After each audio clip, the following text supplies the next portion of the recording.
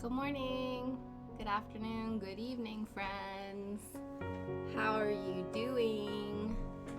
I'd say I'm like 95% better.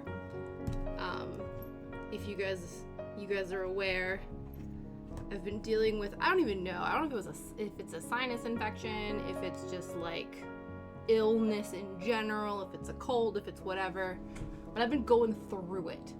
And I feel like I'm almost at the tail end. Like I said, I'm about 85% there. So I'm just trying to push myself over the edge and get back on the wellness train, if you will. But I feel like I'm in better spirits, mostly just out of maybe sheer annoyance at being ill for as long as I have been. It is coming up towards the week mark, and usually when I am ill, it is for about a week. So I'm hoping, fingers and toes crossed, knock on wood, that by tomorrow, because then it'll be sort of like a week from when I was like fully going through it, we will have turned a corner. But as of right now, we're not sure. But that is my want, that is my hope. And what I would also like to do is finish backstitching this headless baddie right here. Also really excitedly, guys, I tagged my progress at the end of this on Tuesday, and I tagged the person we bought this kit from, Stitch with Skye, and they commented on my post and they reshared it to their stories, so that was really exciting. That was cool. So I want to do Skye proud, you know. I want to do her proud and work on this. I have this light that I'm trying to help elevate. I don't think it's high enough though, so we're getting a bit of this here. But yes, we're trying, albeit in vain, to there's lots of little fibrous floofs on here. Interesting. Just to try and light this bad boy a bit better, because I don't feel like we've really, that's the only problem with this thing, this hoop holder, is that it is quite tall and my little lamp is only so big. So I've currently stacked it on multiple things in hopes that it elevates further. I'm trying to think if I have any other things that are tall and stackable. Here we go, maybe this guy. I'm just finding all sorts of random things to give us height. There we go, that's a bit better, maybe. I don't know. Let's try that. Let's try that. All right. So as you can see, this is where we left off. I thought, you know, naively, that we were going to finish all of our back stitching by the end of Tuesday's stream. Obviously that did not happen. We did test all of our different stitches out though. So there's 5. There's 6 different stitches that we're using to complete this project. So we tested them out first on the scrap piece of fabric that was in the kit, just so we could get a handle on like what we're doing. Because again, I've backstitched before, I've French knotted before, but all of these other techniques, the satin stitch, short and long, fishbone, and lazy daisy, are all new to me. So we needed to practice, which is something I don't normally do. Normally I just dive head first into stuff and I'm like, why am I not perfect at this? But we're, you know, growth, you know, we're experiencing a growth and we're getting better at things. Thank you so much for the resub, Aurora. Hello. I hope you're having a fabulous Thursday. It is Thursday, right? Yes. I had to double check. My brain is still not 100%, but you know, when is it ever? Truthfully.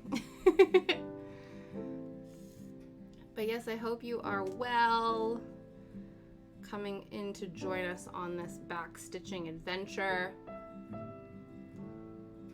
And you know, at least, you know, I think we'll get more than just the back stitching done today, but who knows if we can just get the back stitching done.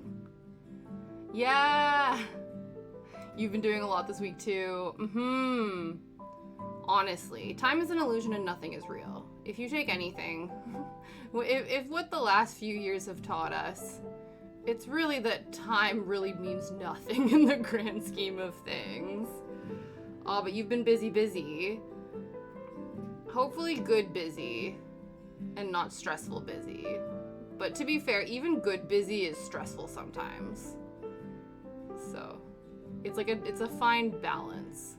I feel like leading up to the 1 week ago, our 1-year stream anniversary, I was like, because I was busy with that, I was like motivated to do a bunch of other things. So I was like calling people and messaging about like reception stuff and doing all these things. And now, first of all, I guess I'm still recovering from illness.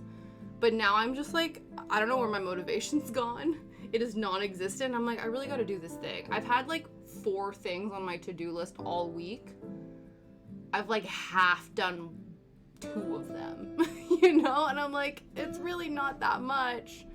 But I've just not been feeling it, guys. I've just not been feeling it at all. Okay, if I remember correctly, yes, we are back stitching all of this. So we shall do that. You mean you feel that way too? Yeah, honestly.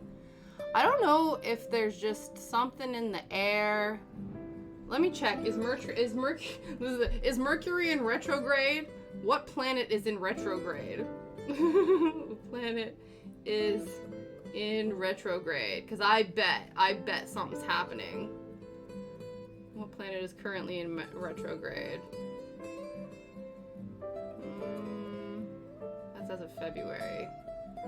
Okay. Is Mercury in retrograde?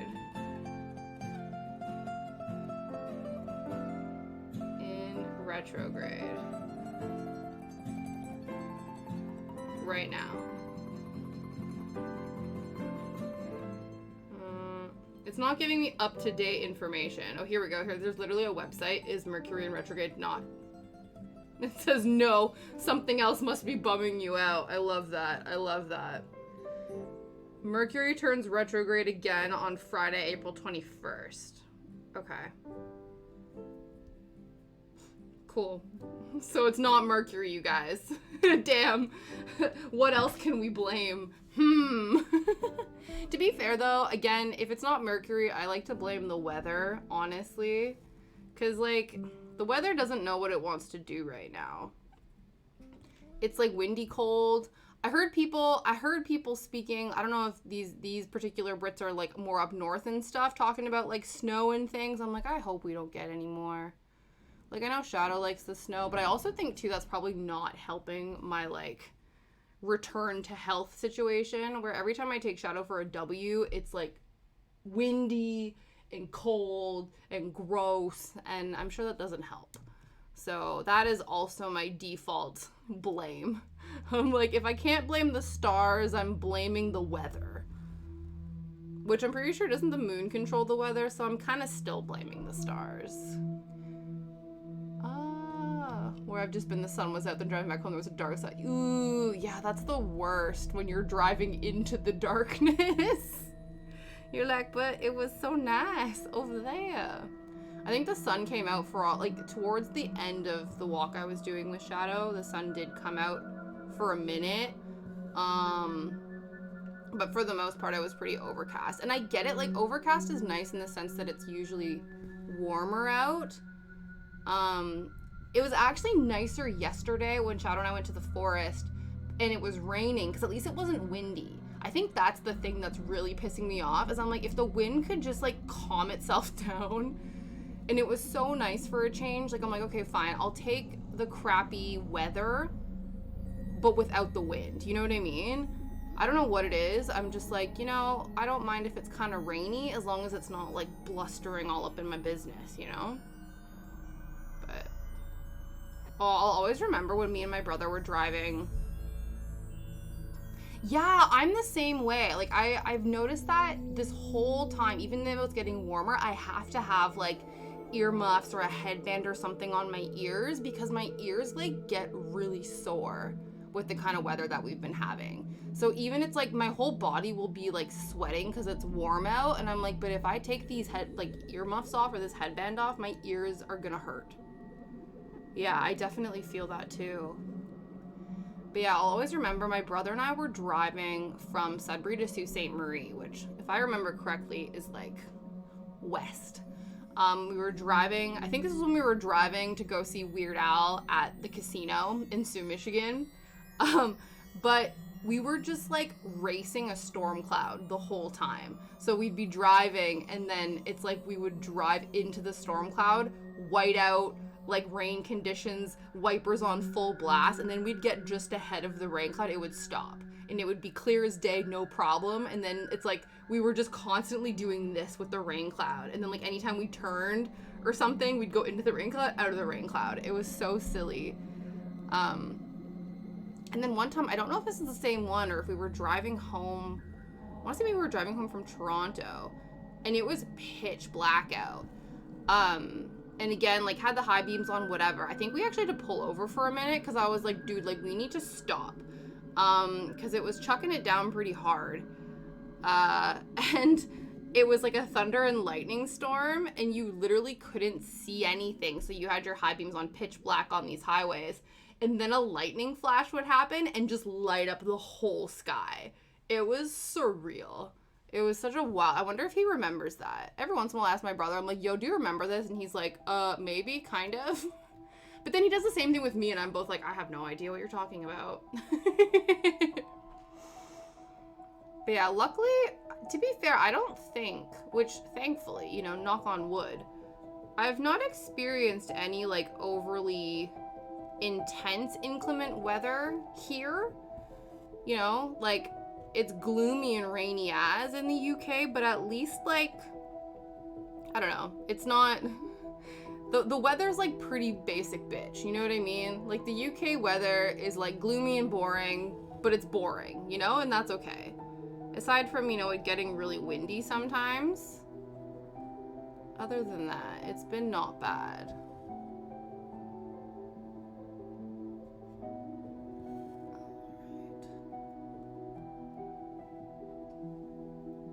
Yeah, exactly. It was actually really funny. I was going through my Facebook. It's so interesting. So last Tuesday, we clicked on chill piano, and the piano was being not very chill. And now I'm on lo-fi, and it's playing very chill piano music. So I'm just gonna embrace it. But yeah, my mom had posted and tagged me and my brother, and I think it was in 2019, around this time. And the snow, like, it was like freak snowstorm material, and like, we had, our yard was fenced in, and it was like massive snow drifts. Like, they have this thing actually with fire hydrants in subdivisions, probably in other places, but especially in Canada, where they actually have like a little wire kind of flag that they have attached to the fire hydrant that pokes really, like, high up, like a good feet off of the fire hydrant, because sometimes the snow gets so high and the plows are plowing the snow off the street that they need to know where the fire hydrant is so the city can come and, like, excavate it from all the snow.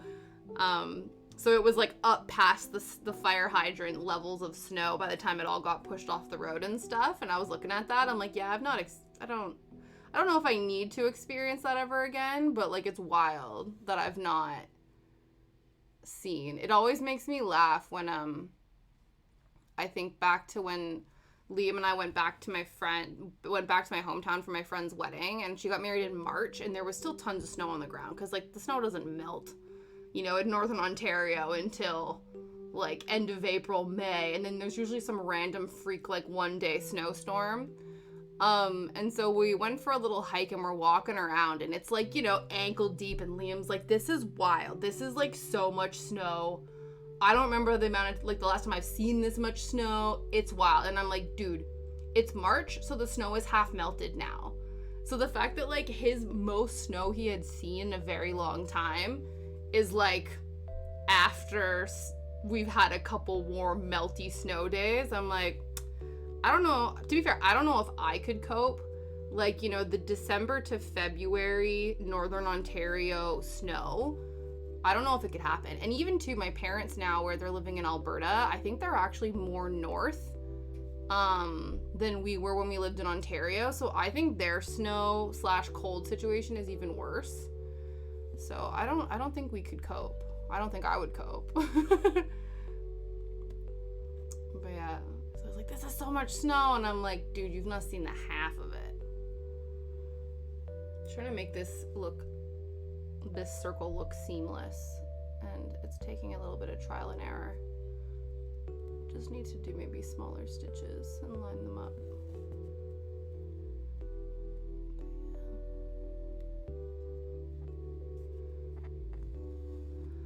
I think so. Yeah, I think again it's so like chaotic, right? So they'll have, you know, the -19, -20, you know, -30 with the wind chill stuff. But then it will be like freakishly warm somewhere in the middle of all of that. So I think it's just in terms of, I think the weather is getting more severe and also just like more unpredictable. But it still gets fucking cold, you know what I mean? But yeah, it's definitely like the extremes are definitely still there. Or I think they're probably more so. Because I feel like probably back in the day, you could probably like predict the weather trends a little bit more, being like, it's gonna be cold as balls, you know, for the next few weeks. Whereas it's like now you're like, I don't know, is it going to be like +2 or is it going to be -20? Like it's really hard to tell now with how things are going. Her neck is a little oblong, but it's fine.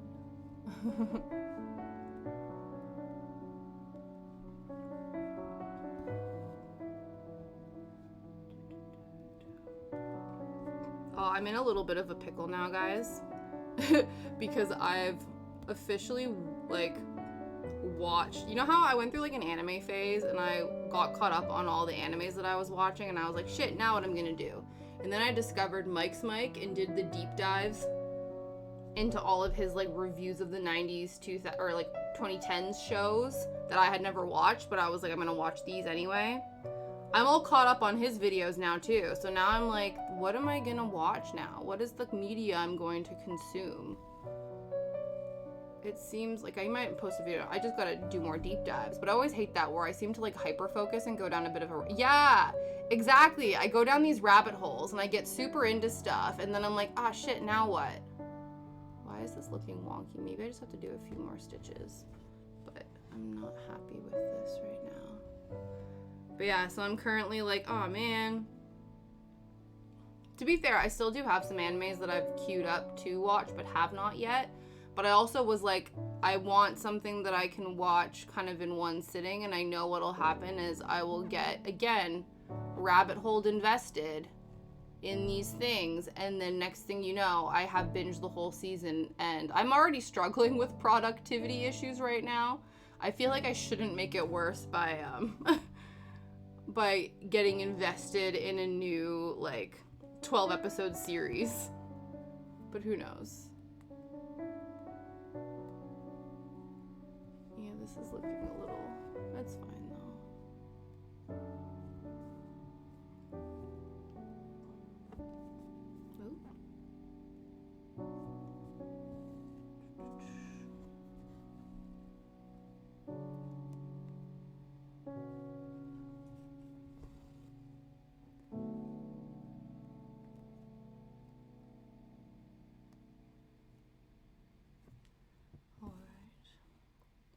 But yeah, so yesterday, Shadow and I went on our big forest adventure, like we do. I wasn't sure. I was like, I'm in and on about it, because again, I'm still not like feeling 100%. But I was like, I know he really needs it, so I think every like, 100 feet I need to stop and blow my nose. But he could be off lead by the time we got there, so it was fine. I just gotta have some downtime. It's true. I know, right? It's this whole thing where, like, I'm getting better at it, but I do think, especially when I don't feel well, I'm like, okay, I need to be nice to myself and, like, take some time to recover. And then it's like, by the time I'm 4 days in, I'm like, okay, now, hurry up. We got to get back to doing the things, you know? And again, it's not the end of the world, but you can't, I don't know. You have those, like, negative thought patterns where you have these, like, should statements in your head, like, oh, but I really should be doing this, or I really should be doing that. And it's like, girl, you need to not do that. So I think right now I can be, you know, kind to myself for about 4 days. And then I'm like, we gotta hurry up. And I gotta, yeah. But definitely, it's that balance, isn't it? Like that guilt, exactly. And the only person who's making you feel guilty is you. No one else around you is making you feel guilty. You are putting the pressure on yourself. At least in my case, that's what happens. And I'm like, why am I so mean to myself? Like, calm down. You know, but it's hard. Exactly. He was really jolly. Yeah, he really likes galloping in the forest and exploring. And he's been getting more exploratory as well, which is really cute. You know, it's currently an ice rink outside and I have work in 2 hours and there's no possible way of this going wrong, right? What does this here have to do with anything you might ask? Nothing, I just know what else. Hey man, I appreciate that, Valings. You always come in with like a soliloquy. You're like, this is your entry monologue and I always appreciate it. Ooh, it's an ice rink. Do you have ice skates? Could you ice skate to work? Is that an option? You know? Maybe. But yeah, it seems like everywhere right now is kind of experiencing some real garbage weather. Are you in the States or are you in the UK, Phalanx? Either way, man. But yeah, if you could ice skate, that could be an option. Thanks, I brought the story from home. Yeah. You're like real life facts, man.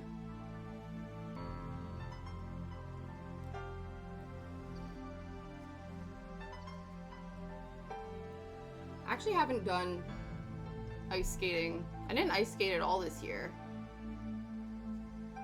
I used to have, like, well, we thought it was. So there were, I can't remember what year it was, but, you know, very rarely, I don't watch, like, organized sports, winter sports, but we will watch the Winter Olympics, my family at least. And it's mostly because my parents like to watch curling. They do enjoy, you know, the occasional hockey game. They've actually been going to a lot of Oilers games. But I digress. Basically, what it is a few years ago, there was this really iconic Canadian pairs figure skating group called, I think it was Jamie Salé and David Peltier. And they were like, I don't know, like Canadian figure skating royalty in our eyes. And they actually released a line of like really cool figure skates. So they weren't like your stereotypical just like all white sort of like shiny ones. They were made of like sturdy cool materials in like gray with blue and red and stuff.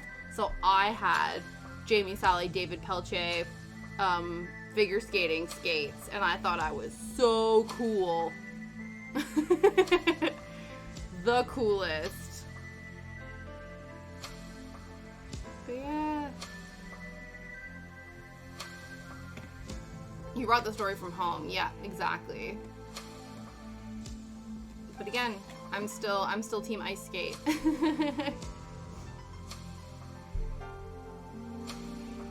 we want to go now? Where did we come from? Where did we go? Probably back over here, I would assume. We've almost finished outlining the girl. I'm team ice skate too. Exactly, right? When in doubt. To be fair, that was not ice skating, but a common thing in my hometown is around winter time, the local high school, everybody would snowmobile into school.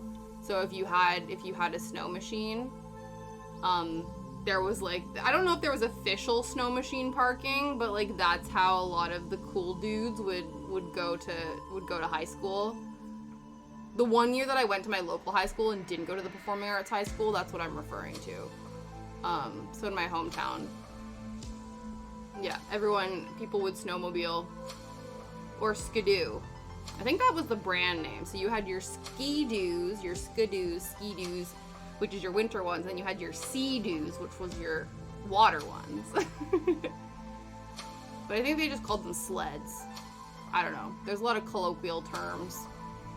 But yeah, people would take their sleds to school. So you'd be like driving, and then you would see a sled en route. Unlimited, apparently they have a disability-friendly activity for them.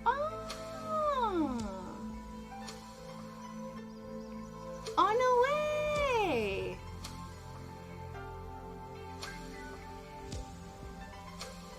Don't have any. Where is it? Where is it and what is it? That's gonna be so good. Aw, yay!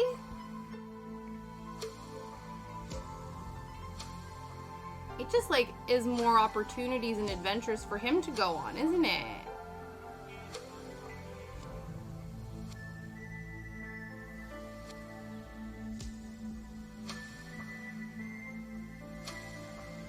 Yeah, I hope it is often.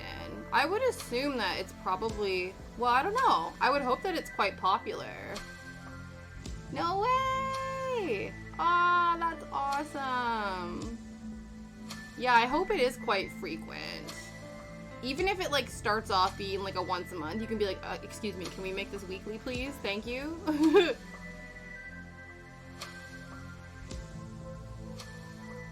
That's nice too, because then hopefully that means it's not too far to get to.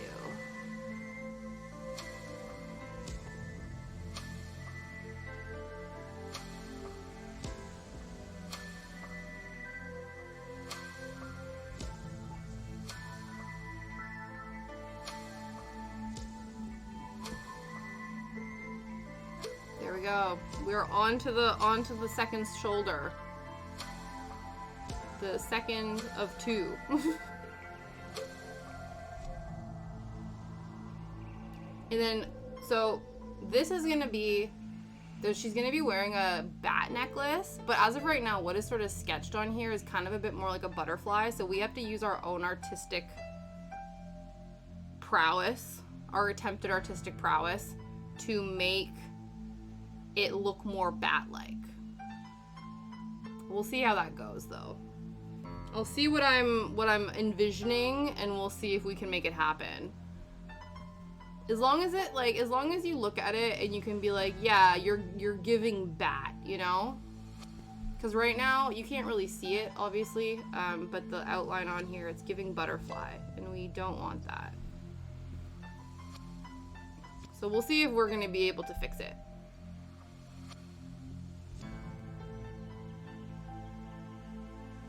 But we'll finish the body adi first. And then all of the stems on all of these flowers also need to be backstitched.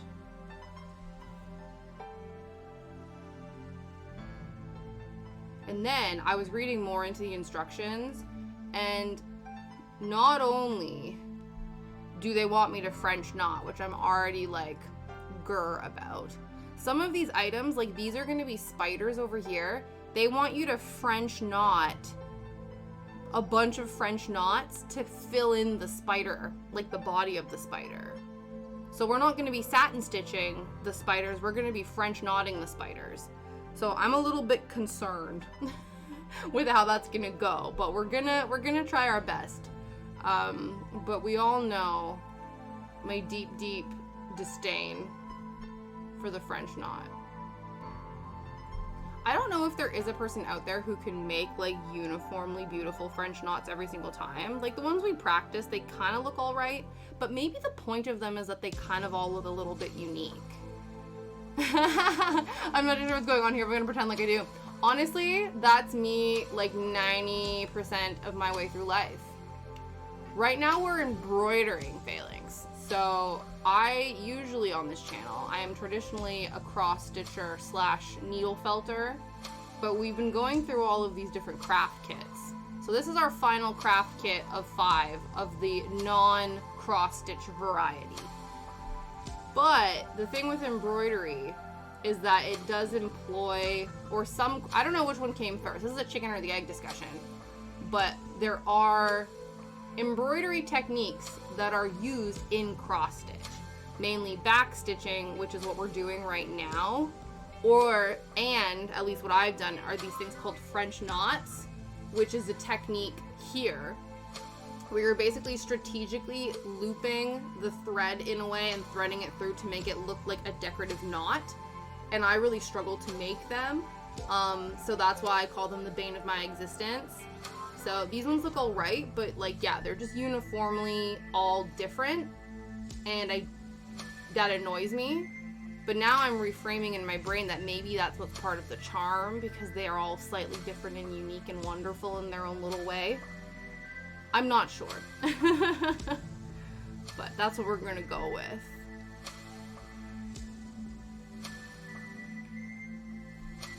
But yeah, once we're done this project, we need to figure out what the hell we're going to do next. We have a bunch of unfinished whips that need to be done. They don't need to be done, but I would like to not have them hang over me. So whip stands for work in progress. It's used a lot with crafting. So that's when I first heard of it in terms of cross stitching, is like whips, all my cross stitch whips, work in progresses. But yeah, or you know, we can start new things as well. Because if you guys are also cross stitchers and are interested, you can use the exclamation point freebie in the chat and you'll get links to my free cross stitch patterns, which one of them, the Party Phantasma, I've not stitched yet. So we also have that we could start and finish together. It's based off of this beauty right here. This is Phantasma. She's actually wearing her party hat. And so this is what the pattern looks like. And so yeah, so we can do that. We then also needle felt, which we've not done in a minute. We also haven't played any games in a while. And it's not like we're mostly a crafting channel on here. But every once in a while we play some like nostalgic games. I did find out the other day via Mike's mic that there was a Britney Spears video game that was made, where I think it's similar to like the American Idol game, where it's like you have to hit the buttons corresponding with like the sliders. And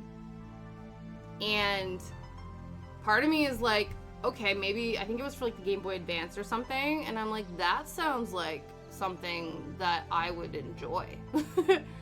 So I might need to search the emulator sites to see if we can get that one. We do have some other Disney themed ones that I was playing, but honestly, like, I don't know.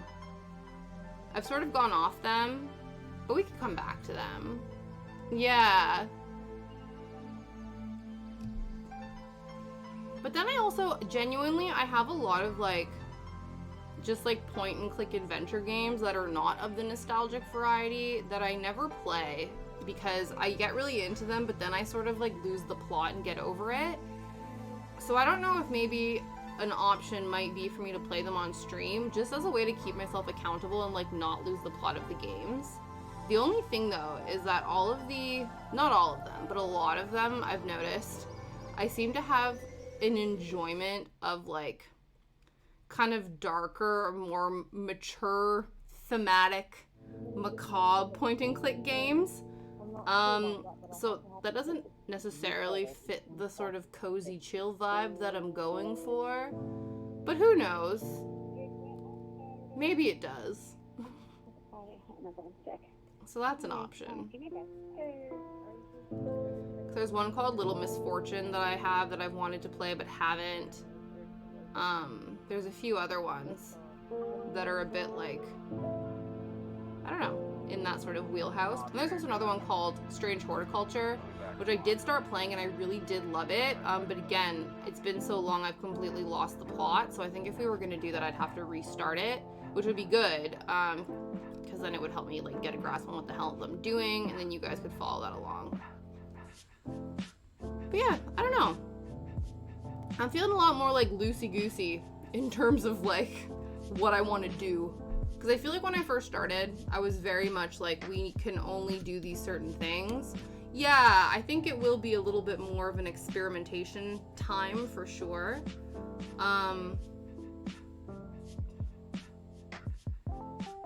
But yeah, I don't know. We'll see.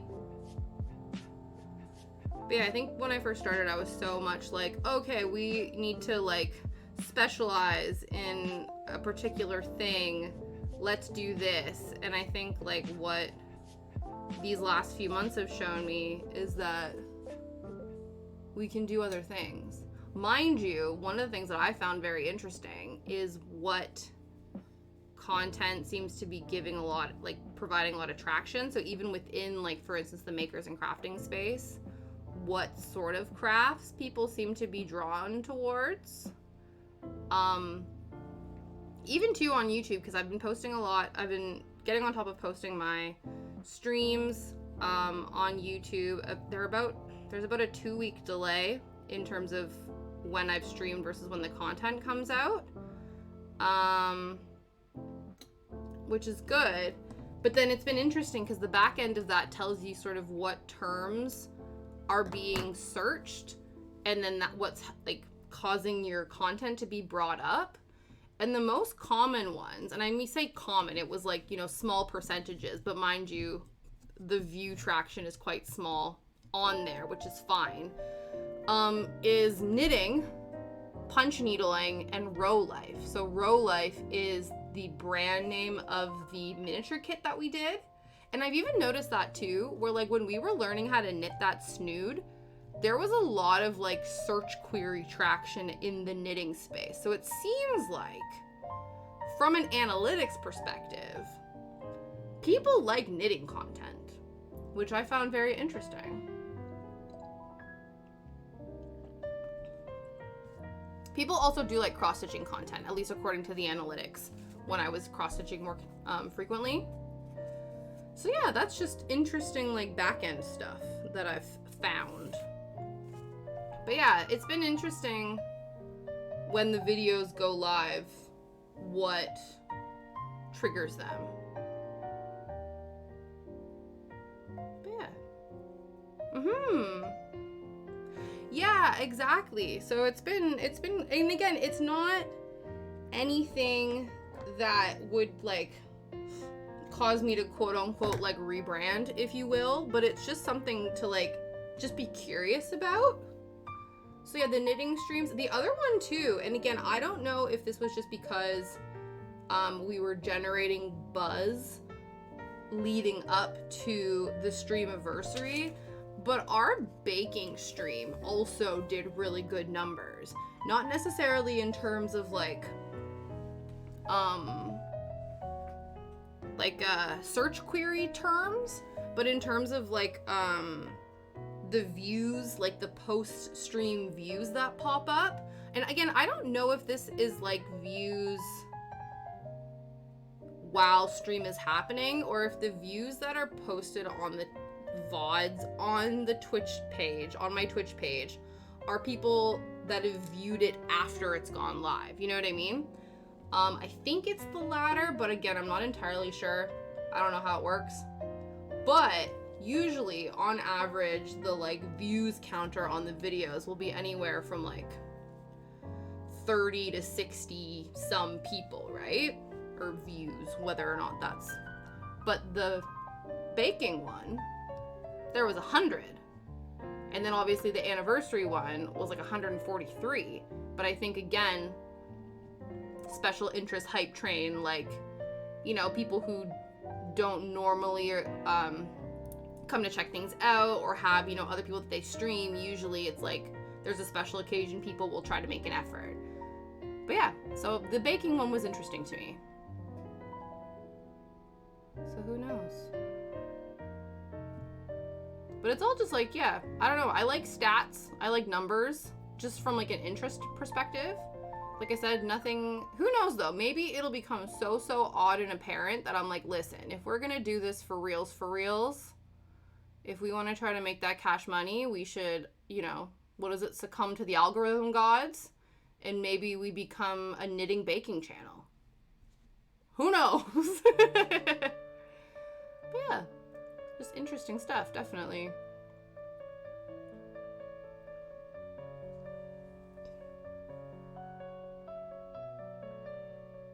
I also want to do more beading as well, but I do think that that might be an off-stream task, because I know we did a bit of beading around Christmas time, and I do find some, like, especially those, because they're seed beads, it's very, very small and tiny, and I find it really, like, difficult to try to film in a way that is more, like, viewer friendly, you know what I mean? So, I'm not sure. Yeah. Yeah, exactly. I think that is something that, you know, even if people, or also too, because it's like an exciting thing, people might be checking it out after the fact if they weren't able to catch the stream, because again, like, it was more of a celebratory thing with like different components sort of reviewing the year and things, as opposed to, like you said, the traditional just sort of chill hangout places. But yeah, it's definitely something, like, because I don't feel like, you know, special occasion streams, like anniversary streams, would have the same, like, the regular everyday streams wouldn't have the same pomp and circumstance translated into viewerships the way like a special occasion stream would, you know what I mean? And that's okay. I think, to be fair, I think I was a bit nervous coming back this week after Thursday, because it was so big and so hype that I'm like, okay, now we're like back to regular chill little scheduled programming. Also the fact that I've not been feeling very well, you know, I can't like give it 110%, but I can't like stress about that, you know what I mean? Because that was its own thing, and that's gonna be different than the standard everyday content. But it was fun.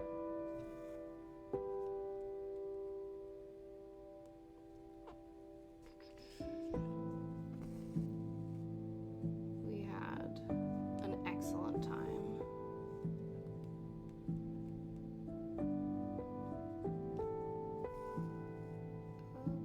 Okay, so we have an arm that's going to transition into this hip, and then we're gonna go back the other side.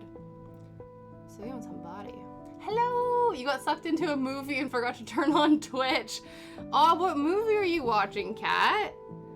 Do share with the class, not a problem. Yeah. Exactly, yeah, exactly.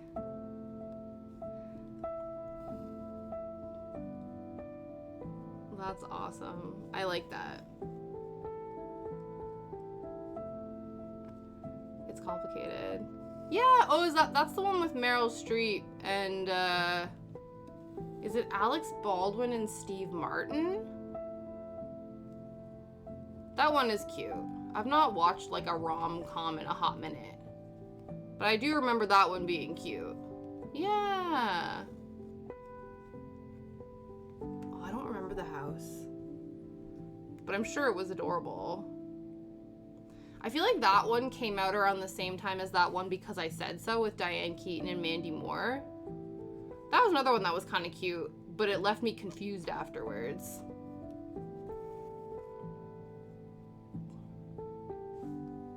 Ah, it is Alec Baldwin and Steve Martin. Very California. Okay.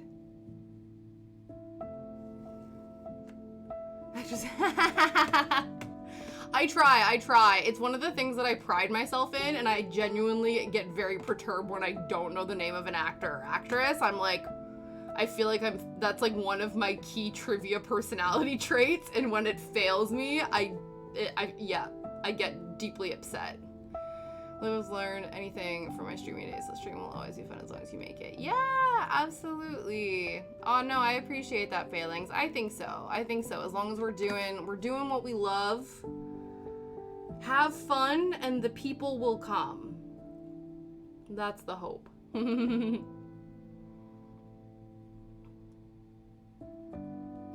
But yes. Are you getting future DIY inspo from it, Kat? You're like, and one day I would like this in my house, and I would like this in my house. Now this is kind of lining up a bit wonky to me, but maybe it doesn't matter. Let's just keep going.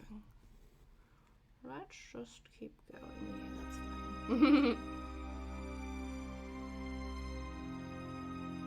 Speaking of, you know, have fun, stream, and they will come, I have a potential idea.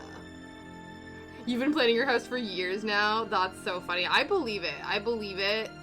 And I feel like if you had unlimited funds and a plot of land, you would have, like, you would be featured in Architectural Digest for sure. Better lurk now, laundry pile. Oh, no. No problem, Aurora. I appreciate the work and lurk. Also, if I never want to community. Hey, man. That's fine. You can give good vibe advice. And it's also from your own personal experience, right? Just because you don't stream anymore doesn't mean that you don't have valid streamer advice, because you have streamed. And so you can speak from your experience streaming previously. You know? No, I don't think you're being a hypocrite. Do you think you'd ever get back into streaming Phalanx, or are you like, I'm done? You're like, I came, I saw, I'm good, you know?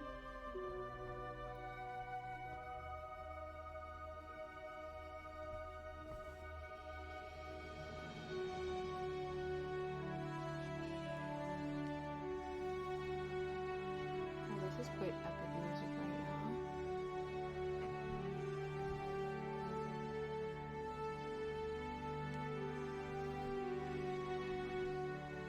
Cute.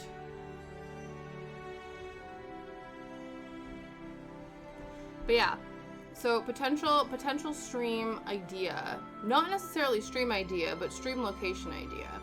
So you know how on Fridays when we stream, we're usually downstairs at the table, and every once in a while I'll pan over to the sofa and you'll just see Shadow's paws in the air because he's lying on the sofa. I was thinking, again, I don't know logistically if this would work. Maybe we could stream from the sofa, and then that way you guys could potentially get, you know, more Shadow content. Because, you know, Shadow's just been, like, he's sleeping, I don't know where he is, I think he's in the spare room. But obviously, Shadow doesn't make a lot of appearances on stream because he's just sleepy and, you know, it's not comfy on the floor. Why hang out on the floor when you could hang out in a bed, on a sofa, and be expert comfy? So I'm thinking, if you guys are in Shadow withdrawals and would like to heighten your attempts to see him in all of his sleepy, lazy, long boy glory, we could attempt to stream from the sofas on Friday. The only thing with that, though, is I can guarantee you that the lighting will be shit. And so the project will probably be illuminated very poorly. But it's whether or not you want to sacrifice the quality of being able to see the craft versus the possibility for a Shadow asleep on stream for like 3 hours. I'm just throwing it out there. There's definitely a possibility. Well, it could be too, you know, I guess I would assume what happens maybe depending on how long it's been since you stopped streaming, that it probably does seem to be like it might be that you have to sort of start from scratch again in terms of like rebuilding your audience. I don't know though. I assume like you're still connected to a lot of groups as a viewer, so if people knew that you were streaming, I would assume they would come and check it out. You know what I mean? Because it's not like you've completely disappeared off the face of Twitch, right? You're still like engaged in communities from watching other streamers. So I would like to think that the community you've built as a viewer would come and support you as a streamer. But who knows?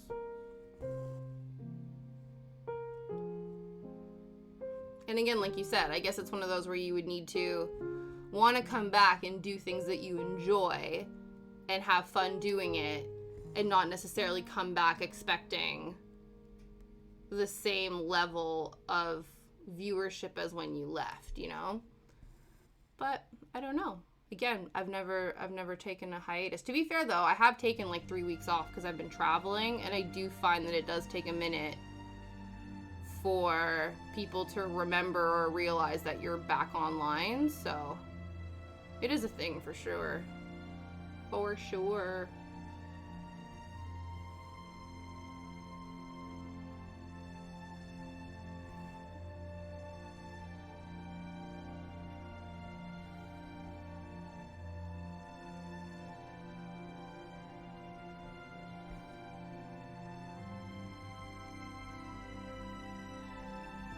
Almost finished the body,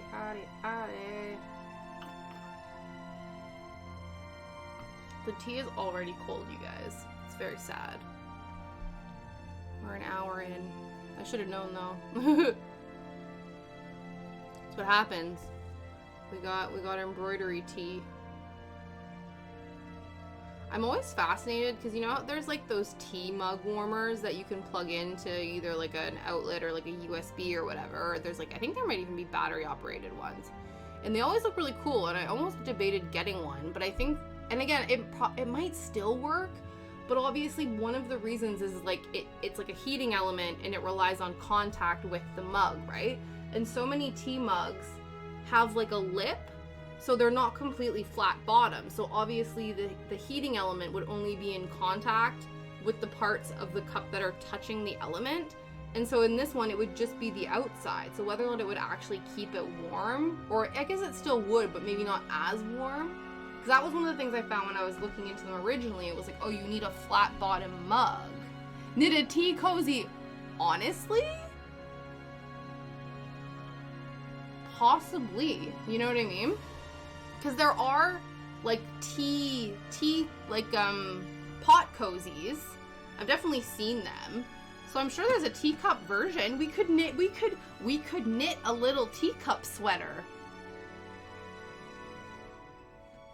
That's an option, because we do have a bunch of leftover yarn, but not enough to make anything substantial with it. So if we make like little teacup sweaters, that would work.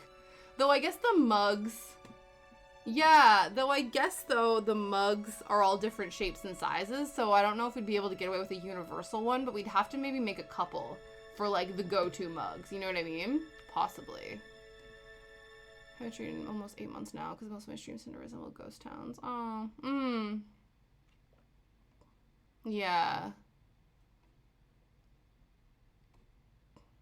Yeah, it's sort of like a double-edged sword, isn't it, Failings? Because that's what I find too, where it's like you need to be comfortable with talking to yourself and like being engaging.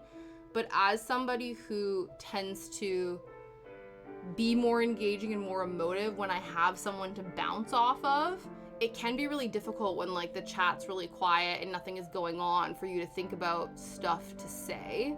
So you kind of just have to, that's why sometimes I end up just talking absolute shit and just trying to like, you know, you just like throw a bunch of stuff at the wall and see what sticks. But it can be a bit demoralizing after a while. So you're right, it is like this double-edged sword, because you're like, okay, you know, people won't necessarily stay engaged with you if you're not like, you know, chatting or being emotive or reacting to what's going on. But sometimes it's difficult to be doing that when you don't have somebody to bounce those reactions off of. So then it's kind of like the chicken or the egg, right? So yeah, no, I respect that. I understand that for sure. For sure. Now, you know what I need to do? I need to make myself like a for sure emote or something. Because now that I'm realizing that it's now basically a part of my personality, once Liam and I have discovered that maybe it's a distinctly Canadian thing to say for sure for frickin' everything. Who knows? Who knows? But I do notice it now. Ever since it's been called out to me, I recognize it all the time now.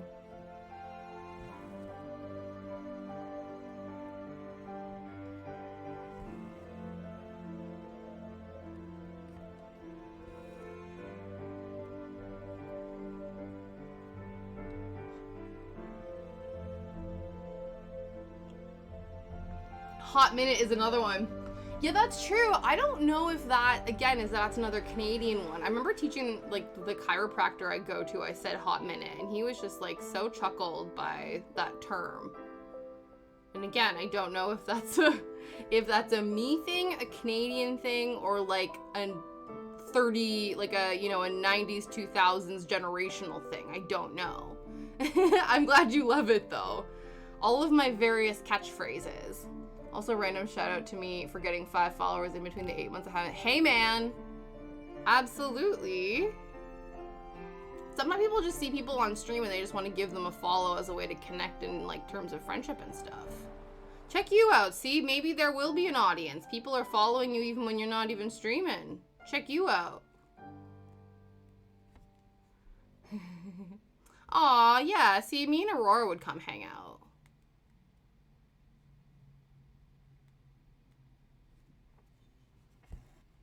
When you were streaming, Phalanx, what sort of stuff did you do? Were you a gamer?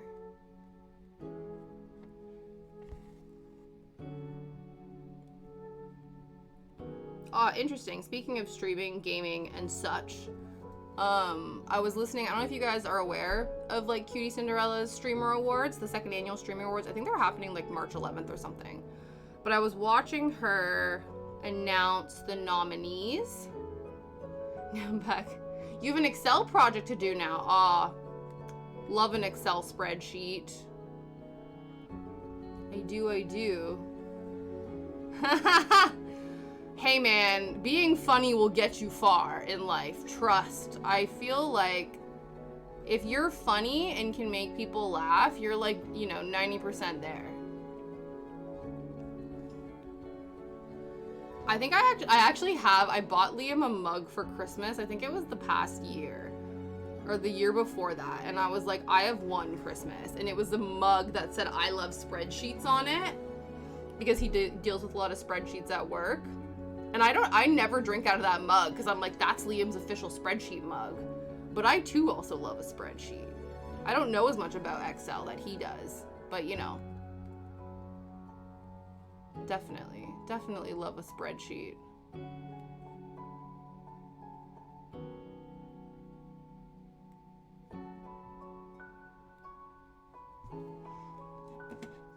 Goated on the Microsoft Excel. It's true, man. It's true. Funny, but it's true. Exactly.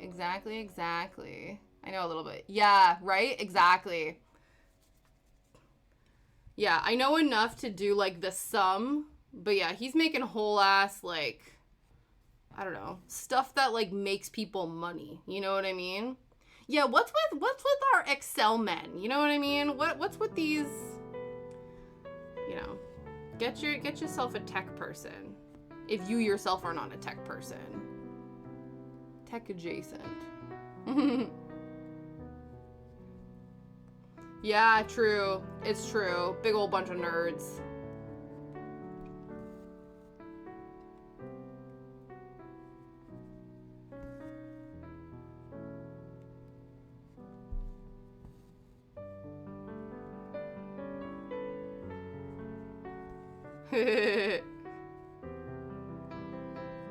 That's what we say to him all the time.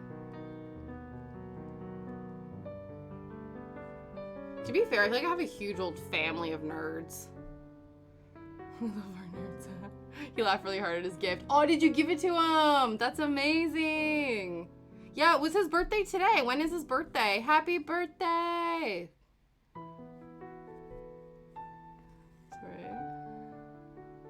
Right. You're like, what is a Microsoft Excel? Hey man, we can't all be Excel nerds. We excel at other things. You get it? You get it? I made a joke. Just kidding, but not kidding. Okay. That's it. I'll see myself out.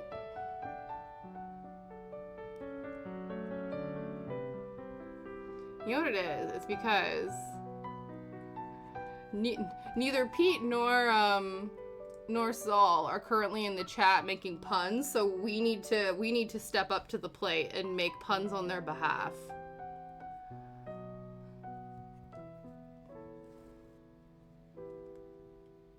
We must take what they teach us, and we attempt to apply it. Yeah, we need more puns. It's true. Exactly. Excel at taking a kid's game too. Okay. What is the kid's game in question? I also take really, you know, asinine things way too seriously. They would be. Yeah, I would like to think so. I'd like to think that they would be quite proud of my pun. I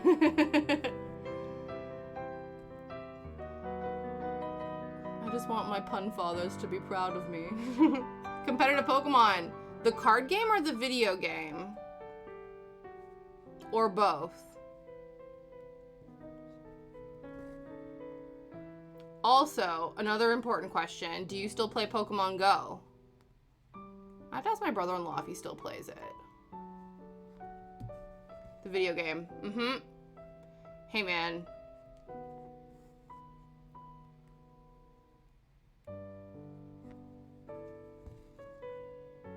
I did, and I was obsessed. I think the Charmander one is my favorite. They turned out so well. Actually, if I still have this enabled, let's pull it up, guys. Let's see if I still know how to do this. Yeah. Yeah, his mouth is cute. Okay, let's see. Does this work? Ho ho! There we go, guys. See, guys, look at this. Look at this ridiculously cute insanity that Kat made for her hubby. She found this pattern online, or you found a picture of it, and you were like, I need to recreate this. And it's the freaking cutest thing. I love it so much. It's like the little derp squad, and I love it. So let's make Pokemon-based art with the keyword. Yeah, man. Hey, man. Sometimes making art still makes you an artist. Sometimes art is better than no art. Yeah. No, that's awesome. It's true, though. Yeah, he's dirt. Yep. It's Bulbasaur's little mouth. It's Squirtle's eyes. And it's Charmander's little hand. And his mouth, too. Honestly, like, it makes me so happy. Let's go absolutely crazy. Yeah. It's so good. I love it so much.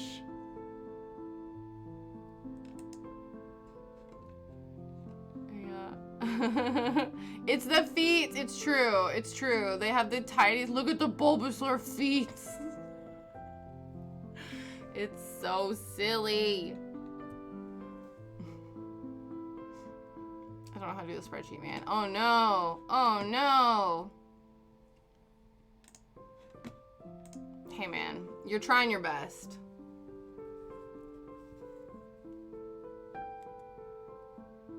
Is it one of those that you have to figure out, like, the best way to organize it?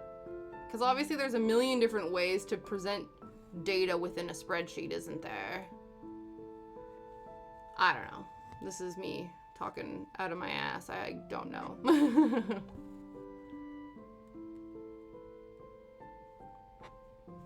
Last time I made art of Pokemon, it was a Mega Scizor, and my god, that was... Oh no, how come?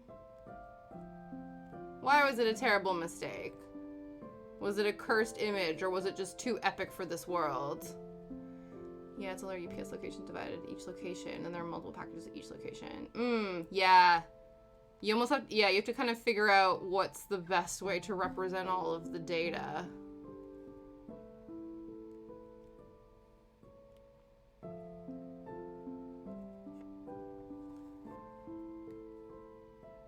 I actually have a few Pokemon cross stitches that are on my to make list. I made my brother-in-law a Bulbasaur cross stitch, and I turned it into a pillow.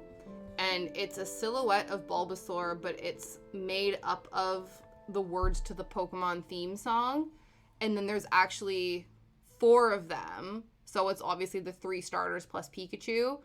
And all of them make up the words to the Pokemon theme song. And so I don't know if he knows this. But my plan is to eventually make all 4 of them for him. But I've only made 1 so far.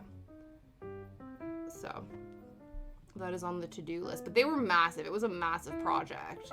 It took a while, so we'll see. But you know, that's not even a whip I've started, and that's on the to-do list. I think we will use the rest of this thread to make the rest of this neckline, and then we'll move on to the necklace, and then it's time to move on to the flowers. Look at that. Our headless girl boss is almost complete. Or was it we decided she was a headless Delia's model? Alternative Delia's model. That's what we decided. It's because she has a scallop crop top. She's giving very 90s vibes.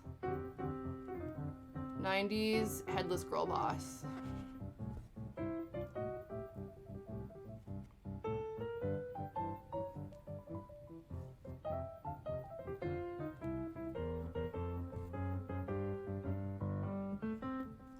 First off, I'm taking points off. Her Mega Sizer is canonically 6'11", which insults me, and his giant steel clamp hands literally took me 2.5 months to make alone. Oh, so was it more just because it was like a ball-like to create? Hey man, but sometimes good art is worth pursuing, you know, for the struggle, for the gains. I don't know. I'm just saying words now. That's amazing though. Kudos to you for working on that. 'Twas your Poke Magnum Opus.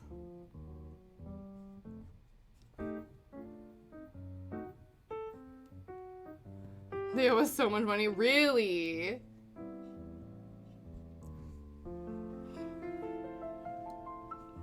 Are they gonna pay up? You're like, listen.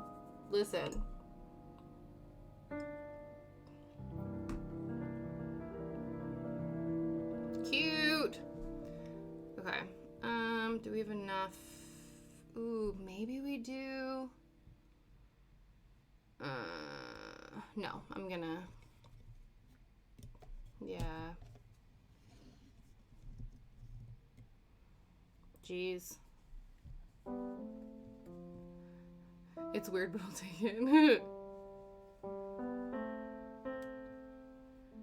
Yeah, man. So if you were gonna, you know, what would your next, if you were going to undertake more Pokemon art in the near future, which would you like to undertake next? What's next on your Poke art to make list, if you had to choose?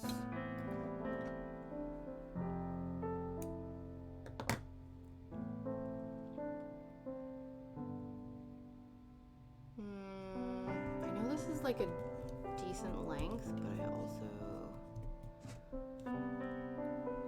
I want a long piece of thread just because I'm nervous about this.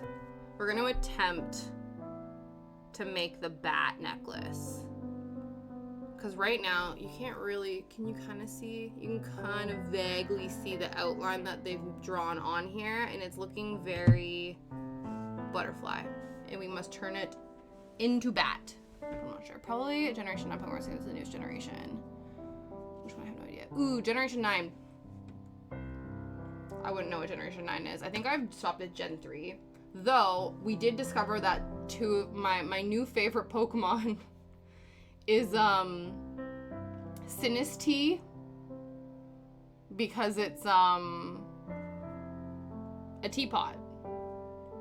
Generation 9. Good morning from Canada, Zendiva, Nostalgia Mama. It's minus 24 right now. See, nope.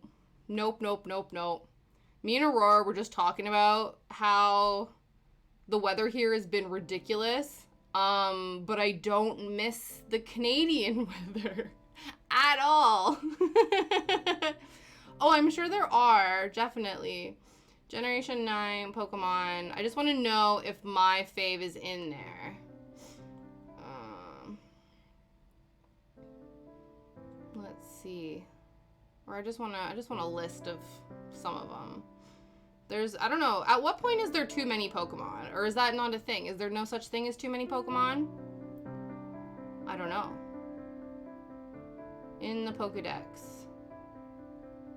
Quaxley is hilarious. Here we go. Look at these. Look at these. That one's cute though. Sprigatito. Sinisty's in the newest game. I wonder what gen they are. Crocklore. Now we're just, see, look at this. Look at this Quaxley. He's cute. He's cute. I like him. Lechonk. You guys. His name is Lechonk. I love it. Oh, I've not revisited. See, again, I've not played a Pokemon game in a hot minute. I still can't get over how his name is Lechonk. And this is Oinkalone? No. I like the Coco one. Oh, what's the Coco one? I don't know. Pommy, Pomo, Pomot. Whopper. Look at these guys! Tandem Mouse. I love how one is called Tandem Mouse and it's just 2 mice. So it's tandem, so it's one Pokemon, but there's 2 of them. Make that make sense. A Mousehold. So it's just a bunch of mice. I love it. Fido. Jackspund. Fuecoco. Let's look him up. Let's look him up. Fuecoco. Fuecoco Pokemon. Okay, he's pretty cute. He's a fire crocodile. Ha ha! Look at his teeth. Look at his little teeth. That's very cute. That's very cute. But yeah, what gen? Sinistea generation. Oh, it looks like it might be Gen 9.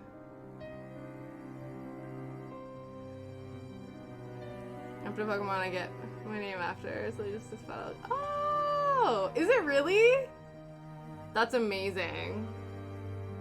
Yeah, look, literally, it's a black tea Pokemon. Excuse me? Yes. Haunted tea Pokemon, that's my jam right here. And Poltegeist. So we got Sinistea, Ghost type. Excuse me, it's literally, and the Pokédex color is purple. Excuse me, this is like literally me. Literally me. What is this? Introduced in generation. What's the Roman numeral for V111?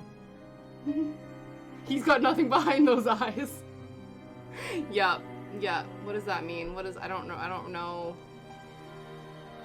I don't know Roman numerals. Oh, it's 8th generation. So Sinistea was announced in the 8th generation. Interesting, interesting. I mean, Sinister. I do. Yeah, I should probably make a Sinistea. Yeah, 5. Cool. Generation 8. Excellent. That would be cool. That would be complicated, but it would be cool. So wait a second. 6 Kirby's marching in line. Is the Phalanx army? Excuse me. Excuse me. Kirby was also a big deal in my house. So Sonic, Pokemon, and Kirby were my Nostalgia Bros faves. How do you spell Kirby? Kirby,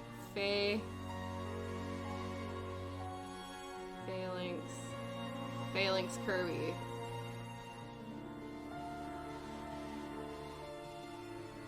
Is that it? That's you? That's you? Well, that's the most adorably menacing thing ever. I like that. I love that.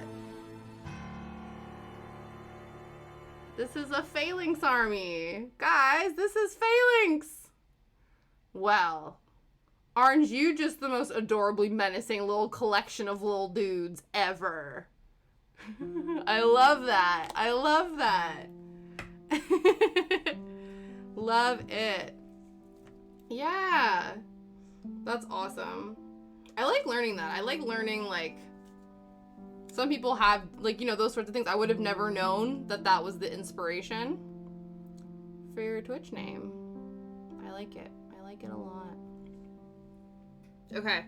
So now we're going to backstitch a bat. But like I said, Like, the pattern on here versus the pattern on here. This is a bit more, like, pointed in terms of bat-like quality, so we're gonna try to achieve that.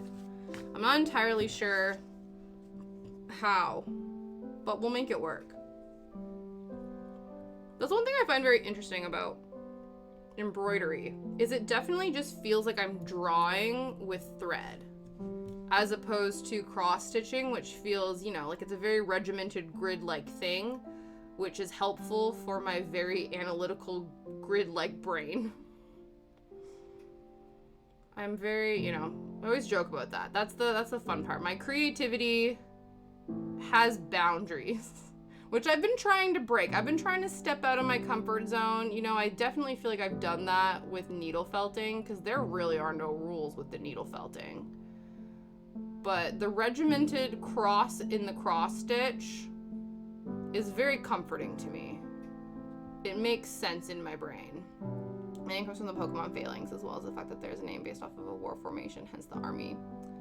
I like that. I like how you've managed to represent the things you enjoy and distill that into a name. That's really cool.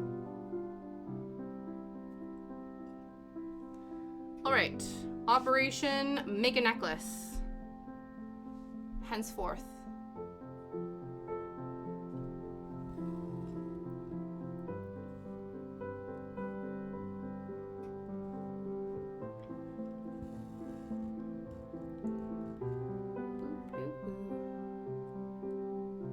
But yes, the goal is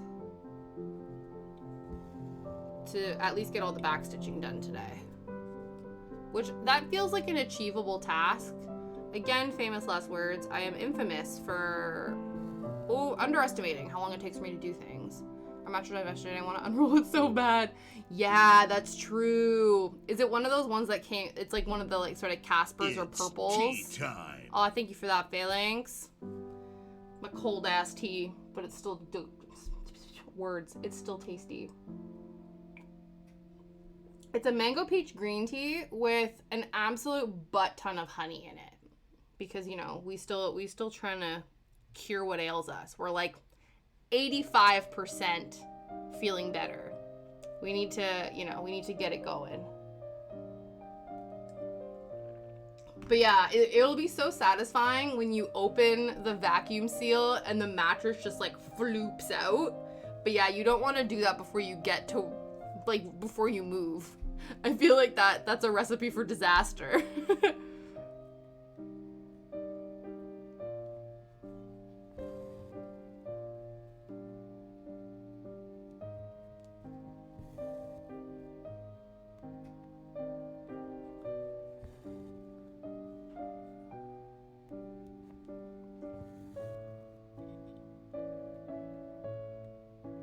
Yeah, again, I think Pretzel Rocks is a bit messed up. I'm enjoying this, but this is definitely not lo-fi. This is the peaceful piano we wanted on Tuesday, but instead we're getting like cinematic, epic, magnum opus stuff. This is the vibe, for sure.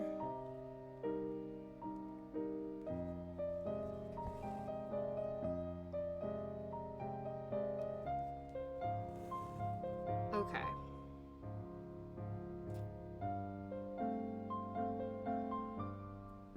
I'm wondering if I should finish the chain and then go down and make the bat. You found the teacup! Excellent! You have 916 points. Perfect. You need 1,000 to request karaoke time, so you're almost there. You just gotta keep watching, Mom. You should get there soon, though.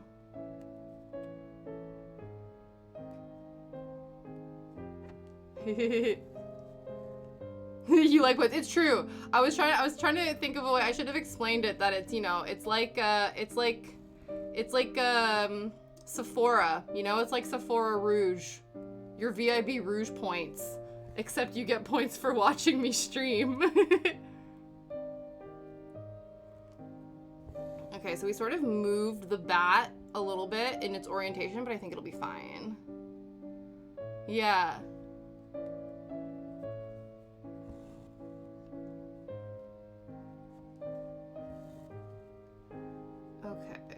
Operation Make a Bat Pendant is officially a go. Yeah, I never knew what that meant, and then I'm like, oh yeah, when it pops up, then that means like it's like a bonus. It's much cheaper than Sephora. It's true. It's true. I wonder how Sephora in the UK is doing, because it was this whole thing that they were like, we're launching Sephora in the UK, but I'm pretty sure it's just online only, and I don't know how well it's doing. Because I feel like we already have so many, like Cult Beauty and Beauty Bay are already the online like beauty go-to places, so I wouldn't be surprised if it didn't do well, which is unfortunate. Okay. Operation Make a Bat. So I think the key might be to bring this down a smidge. And then we want to make a little head here. Do you even know? Yeah. I don't do it very often, but I have staples. I have my makeup staples. Okay, we're gonna make we'll find it. It's true, it's true. Yeah, I genuinely don't think that there is, but I think if there is one, you will find it.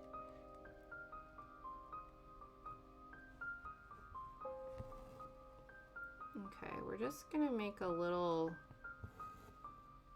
bat head. I think that's the plan. Because I think we can sort of make this as complicated as we want. Because we have the entire chest area to do this. So I think...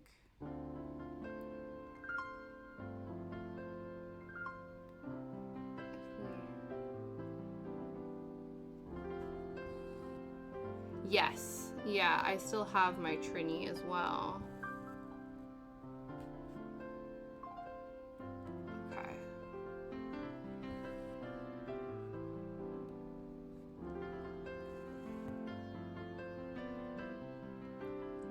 So I think, oh no, that didn't go in properly. No. Again though, I don't know if there's any Sephora exclusive perfumes. Most of them can probably be bought at the other retailers mentioned here, like the Beauty Bayers or the Cult Beauties and stuff, but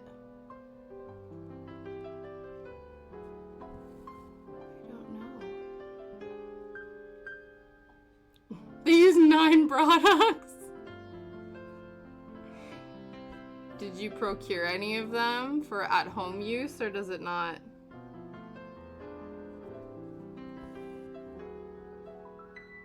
Okay. We're trying to make a wing.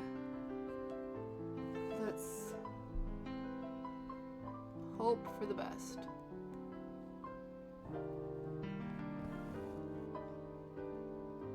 Then we have to make it match the other side. I think we can do it though.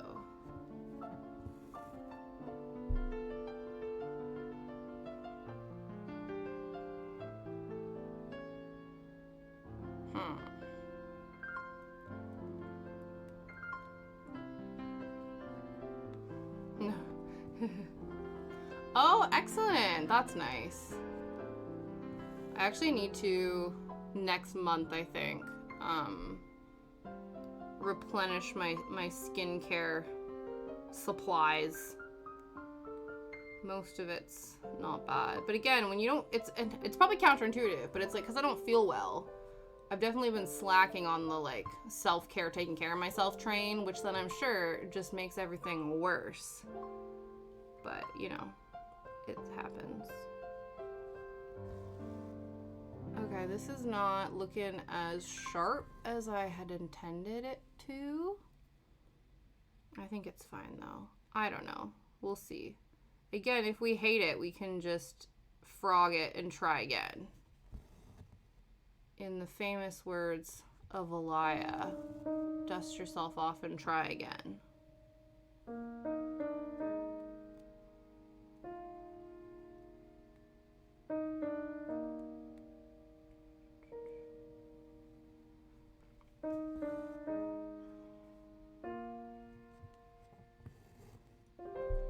because I'm basically using this kind of as a reference, but it's quite, obviously it's quite small and angular, so I'm not sure. Not too bad, Failings. I think, like I said, still not feeling 100%. I've had like nose congestion, swollen throat, gland, cold bullshit happening, but I do think I am approaching healed status. We're not quite there yet, but we're getting there.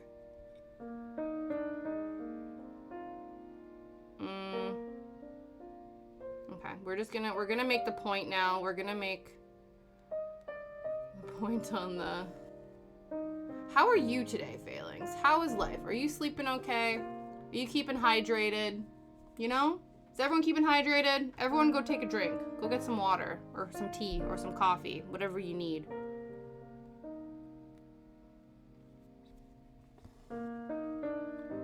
Shadow's downstairs. Zadie comes up and says hi. I don't think he will. But again, like I said, for tomorrow's stream, we might try to stream from the sofa. Again, I think it will not illuminate the craft very well. You drink enough water to drown someone 3 times over. Hey man, that's good. I feel like most people don't drink enough water. You are a step above many. Especially if we'll not talk about that. Hey man, you win some, you lose some, right? We can't be pinnacles of health all the time.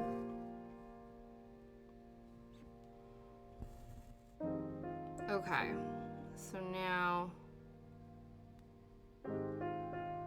my brain is struggling. That maybe. You know what this looks like? It looks like one of those like floaty angelfishes from Animal Crossing. Forgot to put his cup under the coffee maker. So you almost had coffee all over the counter. See, isn't that difficult? We're like, I need coffee to wake up, but my, in terms of getting coffee. That's really funny. That's the one thing, I guess, that helps in instant coffee's favor, that you actually need a vessel to put it into. Whereas a coffee maker, you can have something not underneath it to catch the coffee, but it'll still run. You kind of need somewhere to put the freeze-dried coffee. Okay, let's try that again. That didn't really work the way I wanted it to.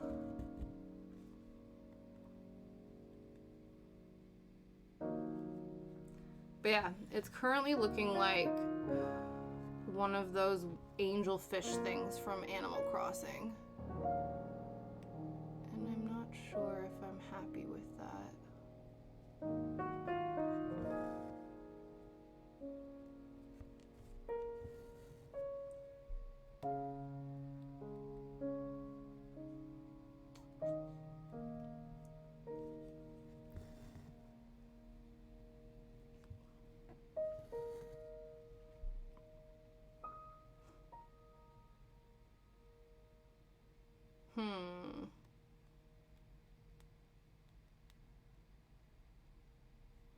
We shall see. It is. It's very small. I do think there must be a way to make it look bat-like, but as of right now, I've not figured that out yet. I don't know. I also think that this side is longer than this side, which isn't helpful. So I don't quite know.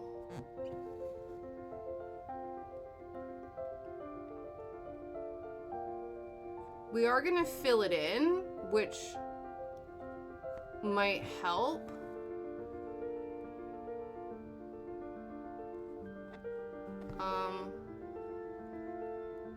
But I don't know. Like, kind of? I don't think the wings are big enough. What do we think? Does this look like a bat? I don't even know if you can see that. Like, very vaguely. It's like essence of bat. The question is, could we make it better? I think actually, because we could make the head and we could probably bring the wings out more. I think we might try that. I don't know if in frogging this it's gonna like ruin the thread, but that's fine. We can always start over. Because I'm not happy. I'm not happy with it. Aww. Yeah, to be fair, usually when that happens with me, I usually end up cutting my hair or dyeing it. I usually go through these phases where I just get like bored of myself, and then I usually need to like switch it up somehow. That's usually what happens to me.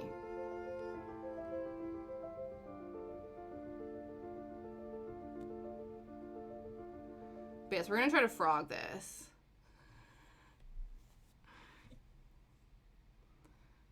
The question is though, Phalanx, do you ever feel like a plastic bag? Drifting through the wind, wanting to start again?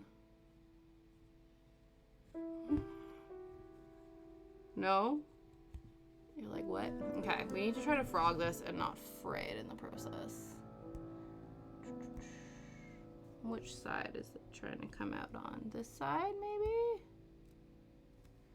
Nope. No, we don't have those anymore. Yeah, that's true. How much do yours cost, or is that non-existent anymore? I think they still charge 5p for bags here now. Though a lot of, I think they're actually biodegradable, the plastic bags that we have here now, which is very cool. Because you still feel like, you know, you're not polluting the planet as much if you need to use one. The hair breaks here so bad. Oh, really? Yeah, they're like... Yeah. No, paper bags are not, they're not it, man. And then especially, too, if it's raining, you're like, no, that's it. The bag is gonna bottom out, and... It either bottoms out due to the weight of the contents, or, you know, as soon as you get it wet, it, like, disintegrates.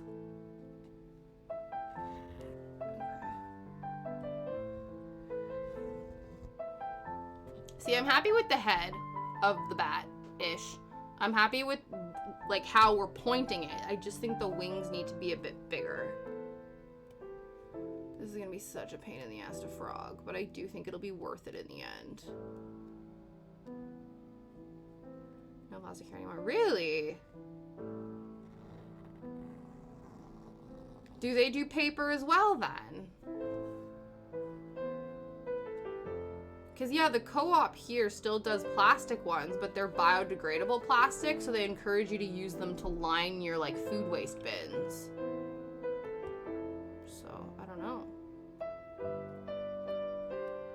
I don't know if that's all the stores though. I'm sure some of them do. The plastic or the paper ones and stuff as well.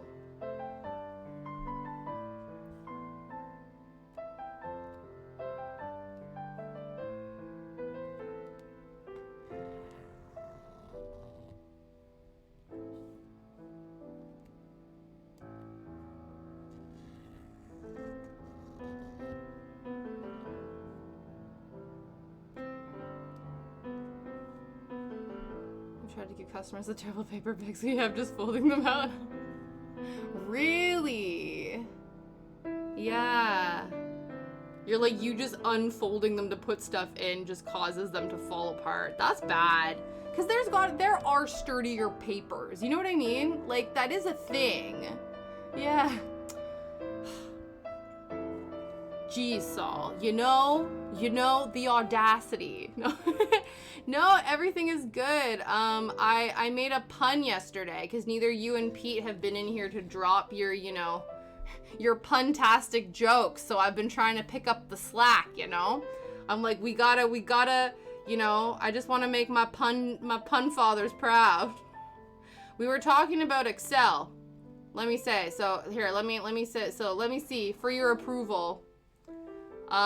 We were talking about Excel spreadsheets, and Phalanx was like, I don't know shit about Excel, and I was like, don't worry, we excel at other things.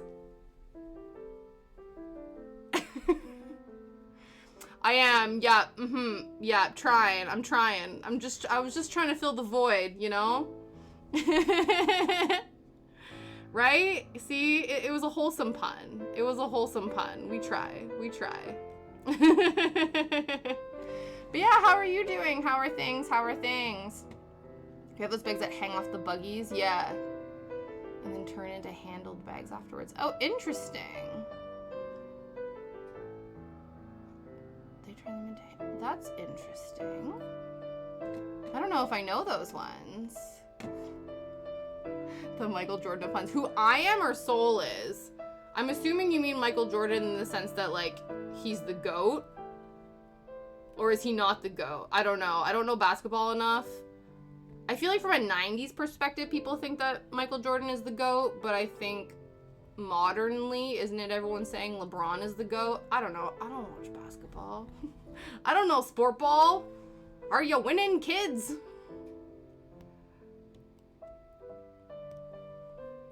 His it was pretty okay. Yeah. Of course, you know, I know Michael Jordan from, you know, the classic Space Jam. That is my... He played baseball here during his time off of basketball. Oh, yeah. Did he play golf, too? He played... Yeah, he did a few different sports. Unless, did he actually not play golf and that was just a bit in the Space Jam movie? Or did he actually play golf sometimes?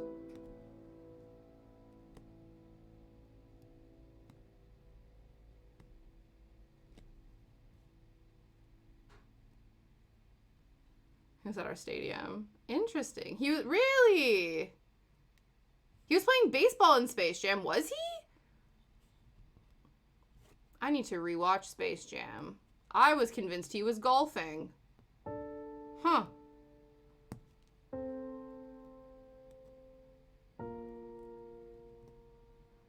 Stadium, good. Wow, check you out. You're so popular, Saul. You're so popular. I'm not surprised, guys. Saul's pretty cool. I'm sure you already are, but if you're not, you need to go and follow this here person right here. Believe he was going through... Yes. Yeah. Yeah, because wasn't there was like a documentary on Netflix about his time with the Bulls, I want to say.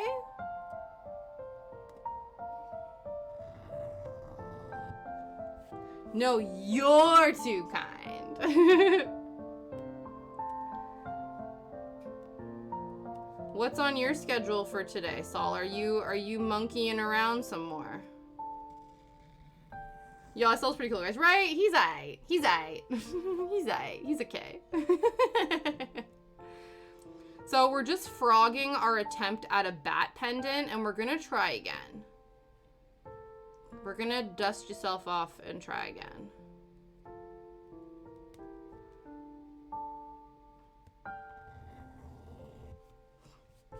But yeah, it was looking like, actually here, let me find the thing that I'm referring to. I think you guys probably know if you guys have played Animal Crossing, which I have not done in a hot minute. No, I don't want to do that. Okay, no. Animal Crossing, was it like a... It was like some kind of fish. Angelfish, I think it was. Nope, wasn't that one. Angel worm? I don't know. Yeah, whatever this guy is. Sea butterfly. Angel worm, sea butterfly. Listen, it was close enough. It was close enough. It was close enough. Sea butterfly. I don't want the real one. I want the Animal Crossing version. They look terrifying IRL. There we go. This guy. This is what we kind of made. We didn't mean to. It absolutely was, Aurora. You caught that. You caught that. I think it's like the anniversary of that song as well. Let's check. Let's check. That was definitely it.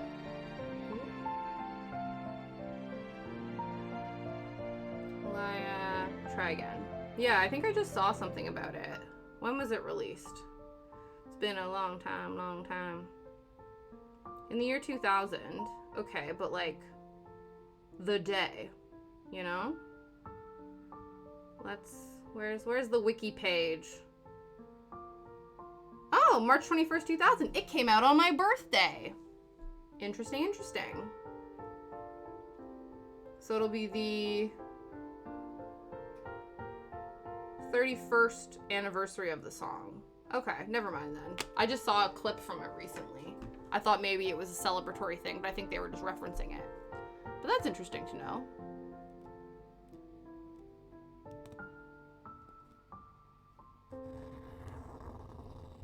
Okay.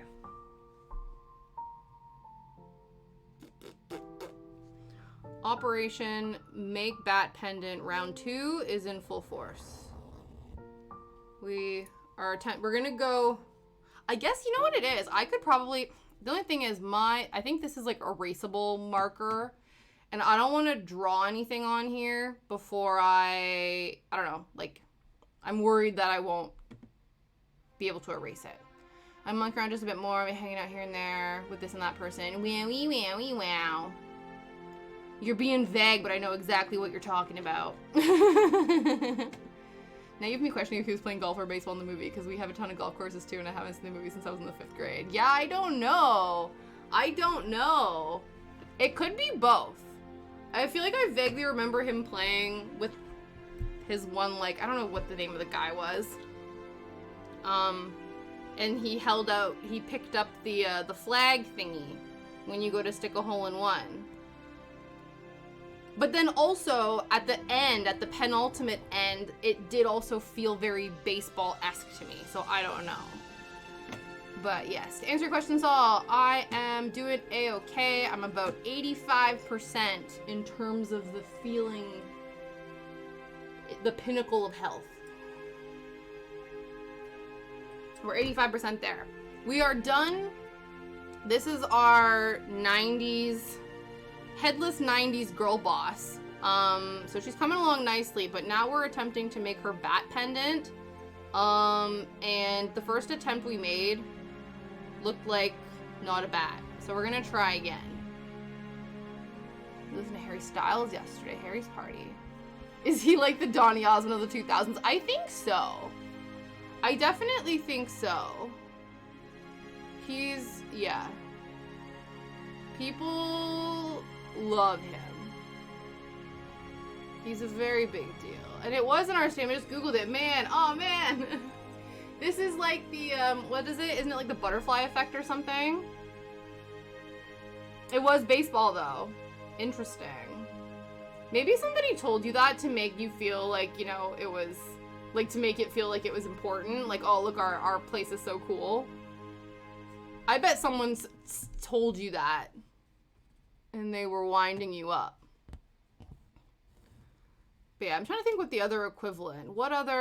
Who else would we describe in the context of Harry Styles? Who is he now? Did you watch him? Did you? Oh, that's cool. Okay, we're going wider. Harder, better, faster, stronger. Okay, we're trying to make a bat, guys. And I'm thinking, again, bigger, badder. He can't really sing, though. To be fair, I've not really listened to any of his music and his live stuff. I know he's on tour in Australia right now. That's funny. You guys know how I know Donny Osmond. Is because he's the singing voice of Shang-Chi. I think it's Shang-Chi. No, that's the guy at the 10 rings. No. Who's Mulan's hubby in Mulan? His name is escaping me. That's not okay. Mulan. It's not Shan Yu. That's the bad guy, isn't it? Oh my god. Shang! That's his name. Li Shang. Shang Li. Li Shang. Thank you, Kat. Absolutely. But yeah. Donny Osmond. White AF Donny Osmond. Let me show you. Do you guys know who Donny Osmond of Donny and Marie, the Osmonds? Donny Osmond. This guy right here played the voice of Li Shang in Mulan. So whenever you hear the words, "Let's get down to business," it's this guy.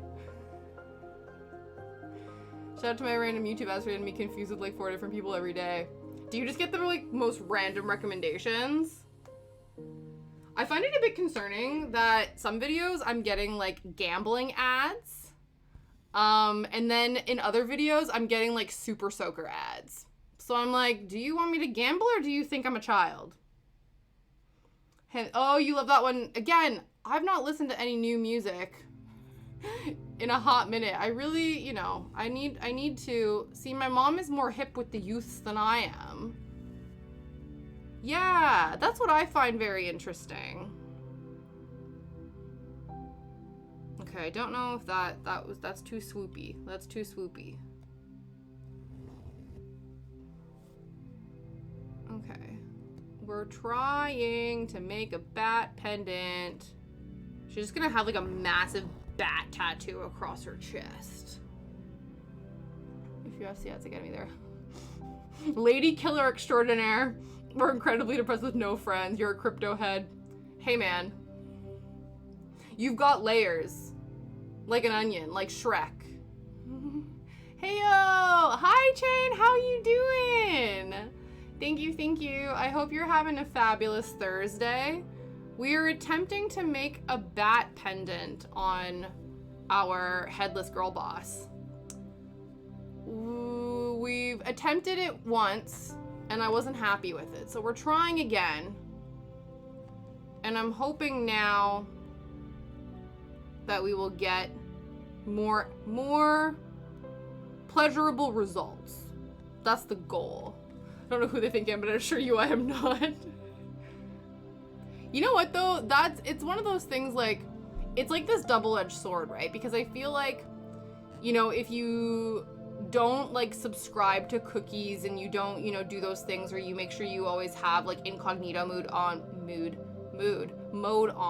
when you log into stuff, then obviously they can't like track your internet usage and ergo then can't recommend stuff to you, which I guess is, I don't know if it's a good thing or a bad thing. You know what I mean? Because it's like either way, I guess like the whole point of a targeted ad is to get you to buy stuff. And if you don't have self-control and you see something that's like absolutely meant for you, maybe that's a problem. But for the most part, I'm just kind of like, oh, okay, so you're recommending this thing to me that's completely irrelevant. Like either the robots are bad at their job or I'm not giving them enough information for them to be good at their job, but also does it matter? I'm not sure. I'm trying to make the like little bat wing points, but I don't know if that is helpful in this instance. I don't know if that's a good idea. Because it's so small, I don't know. We're going with it. We're seeing what happens. I definitely think in this instance, bigger bat is better. I just kept rid of renditions for retirement homes. To be fair, it's one of my favorite things is because the woman we bought the house from a few years ago, I don't think I need to explain to you why I need. To be fair, no one needs to see countless ads for Bitcoin. Truly. Crypto bros need to settle down. But yeah, because we bought our house from an 80-year-old woman who has since passed on, but the light in our garage will go on all the time, like in the evening, and we always say that it's Pam. We're like, oh, sup, Pam's in the garage. That was her name. So we still think she hangs out. She's overseeing our garden, making sure we're not, messing with her house too much.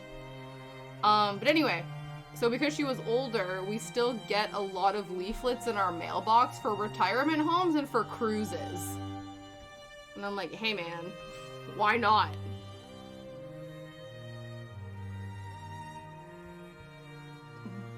Yeah, I think it might have been last year now. Because our neighbor Dave, because he's older as well, he told us that her son called him and said that she had passed away. Yeah. But now we have this joke that she watches over us. Sometimes when Shadow stares off, we're just in the house, and he just stares off into the void. We're like, oh, you saying hi to Pam? Is Pam looking out for you? A cruise. Yeah, cruises. I don't know. To be fair, though, I don't know what kind of cruises they are. I've not really looked too much into them. But obviously, if they're geared, they're like old bitty cruises,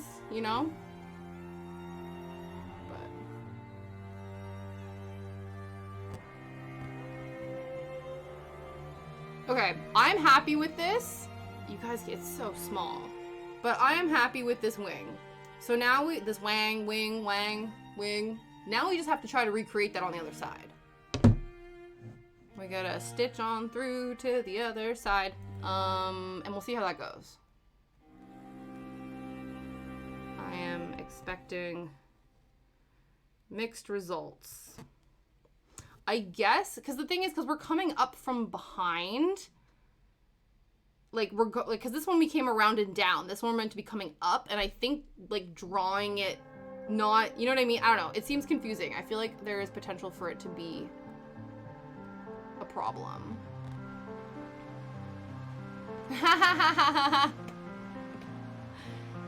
Book one of the cruises, one of Pam's cruises, yeah? In honor of Pam. You want to go on a Disney cruise with it? Yeah, definitely.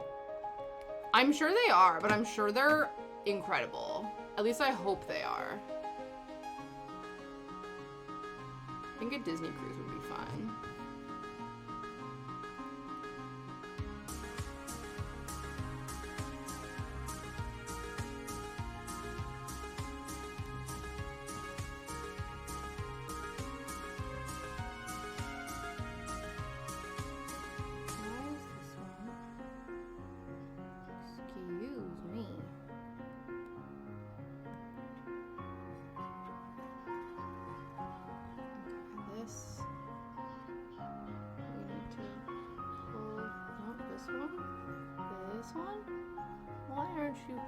What's going on here?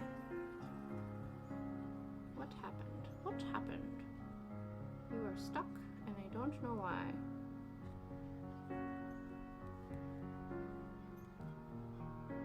Huh. Oh, there we go. Oh, there was a little slip knot. That's slip knot. I love how my go-to is every time I think of the term slip knot, I think, ooh, ah, ah, ah, but we've already established that that's disturbed. And I always forget that. I always forget that part. It's fine.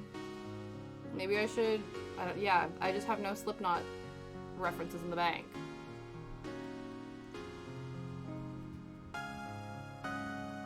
Okay. I'm very happy with this. Again, not certain if we're going to be able to recreate it on the other side. What I'm thinking is I actually might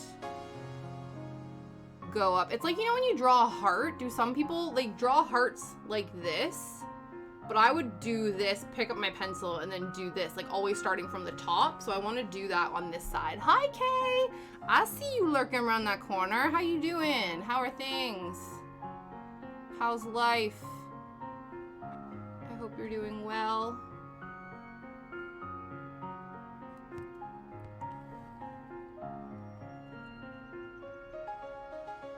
Okay. We are attempting bat recreation, bat wing recreation on the left. Again, the only thing I always end up comparing this thing, things are busy. Ooh, good busy or stressful busy? I hope in a positive busy way and not in a I want to rip my hair out busy way.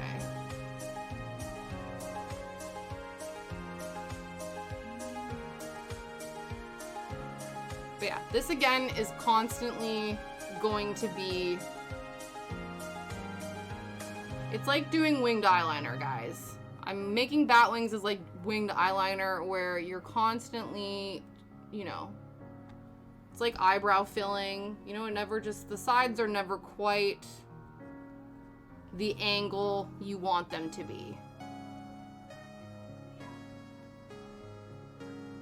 Little column A, little column B. Oh, okay, yeah. So you're like, good things, but also stressful and infuriating things. That's frustrating.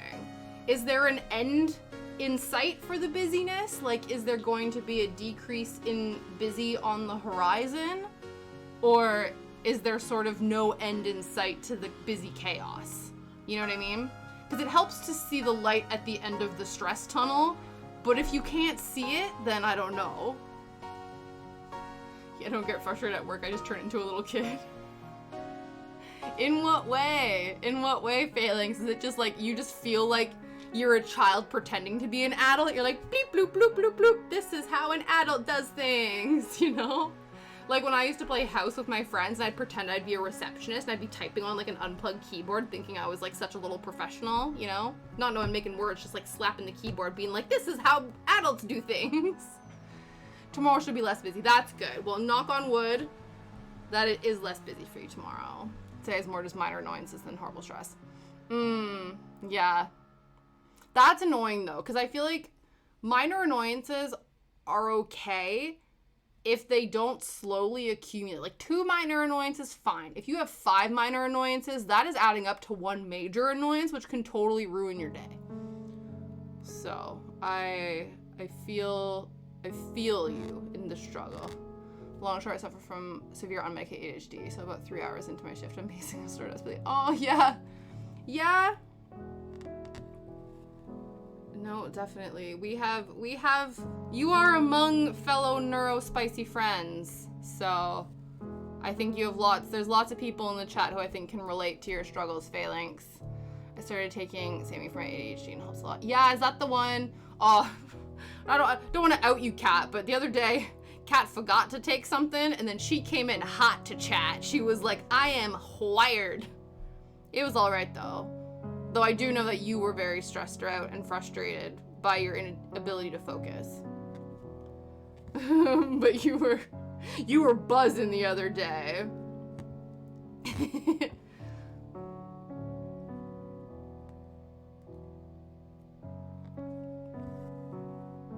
Hey Ray, good morning, good morning. How are you doing? How are things? Helps me a lot. Yeah. Yeah, it's one of those where like it sucks that you had to go through that, but it's also nice that you were able to validate for yourself, okay, what I am doing to help manage is working. You know what I mean? So it's probably, you know, despite the fact that you may have had a more heightened stressful day because of it, at least you're like, okay, this makes sense to me. I know what's going on now. The kids are fighting over to me. Aw, you're so popular.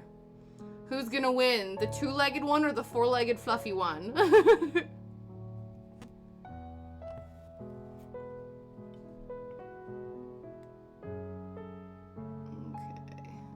1, 2, 3, 4. So this is the 1 point. We're making the 2nd point. Yeah, definitely.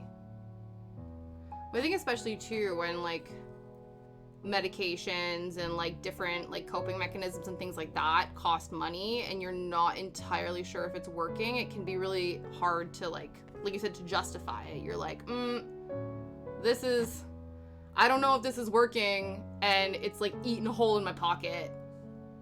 I don't know if I want it to do that. And then you're like, wait, no, actually this is a good thing. Yeah. Yeah. No, of course, exactly. Isn't that good? Yeah.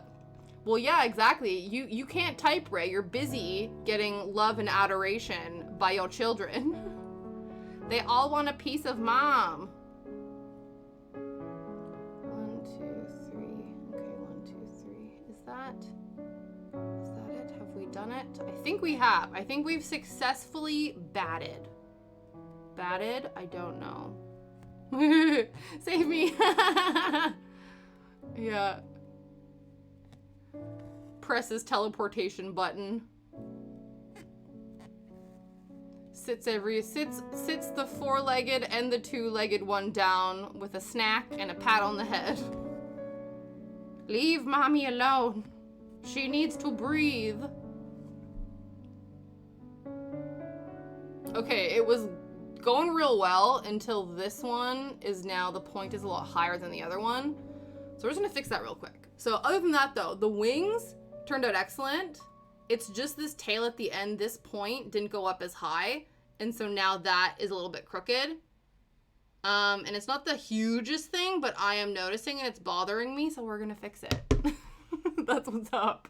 That's what's up. Okay. It'll be a quick fix though. And then we can move on to more backstitching. But we have to backstitch all the flowers that are coming out of the neck. Isn't coming out of my head? Is that the coming out of my head and I've been doing just fine. But this one's coming out of my neck and I've been doing okay. Gotta get down because I want it all. Dude, that plays at all British like outings. If you don't hear Mr. Brightside and or Wonderwall at least one time when you're out at a bar in England, there's something wrong. Oh. Why is the music scary? Pretzel rocks. What are you doing? Oh, it's called Deep Magma. We don't need that. We don't need that. This one's called Love Turmoil. I don't know if that's any more or less scary. Oh, now it's buffering. There we go. Maybe that's nicer. Yeah, I've been trying to get more detail in the wings. Just wondering about that too. Yeah, who knows? I don't know. Sometimes Pretzel Rocks, like, I tell it we want chill, and then it goes, what about this weird spooky ambiance? And I'm like, did I stutter? That's not chill. There's nothing chill about that. Sound like I was falling into a pit. Oh dear. That is not the vibe. That is not the vibe at all. Okay. This is a little bit better in terms of the angle of the dangle. I love Turmoil, so I'm just like my love life, yeah. Are we dedicating this song to failings? Love Turmoil. Let's see. Yeah, it's called Love Turmoil. I hope you're not in love turmoil. I hope none of you are. I hope you're not in any sort of turmoil.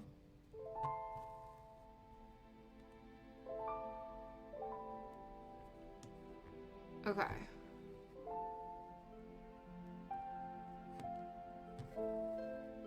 Boom. Again, it's a really long pointy one, but you know, I think I'm happy with it. I think it's reading bat, and that's okay. Oh, thanks for the bonus points tip. You just got 50 bonus points. Excellent. Spooky music plus surreal embroidery is a vibe. That's true. That's true. It's true. It might be the vibe of headless 90s girl boss. Yeah. Maybe Pretzel Rocks has some like AI shit going on, and it's like, you're currently embroidering something without a head. Here's spooky vibes. And I'm like, but you guys don't get it. It's not spooky, it's like chill, you know? I don't want to boast or anything, but I kind of like the Michael's trying to be better relationships. Hey man, as long as you pride yourself in that, I would never want to take away your pride in that. Yeah, I am happy with the bat now. I do think we can move on. I think what I'll do, I don't know if it matters, but I will knot this, and then we'll do fresh for the flowers.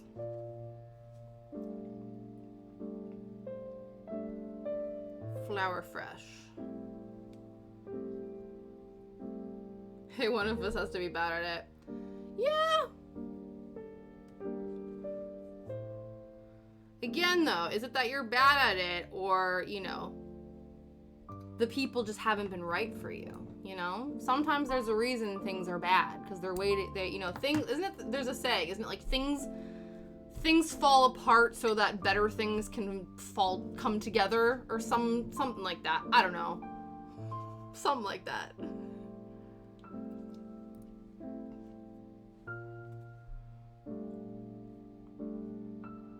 There's also, I don't know if you believe in like manifesting, but sometimes if you speak things into existence, that is the reality. So if you speak into the universe that you are bad at relationships, then the universe will provide you with bad relationships.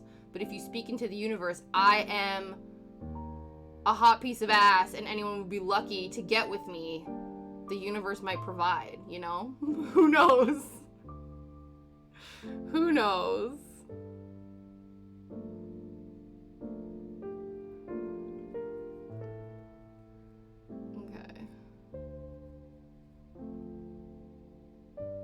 Okay, Cupid provided to me. Yeah, hey man. Cupid says as Cupid does.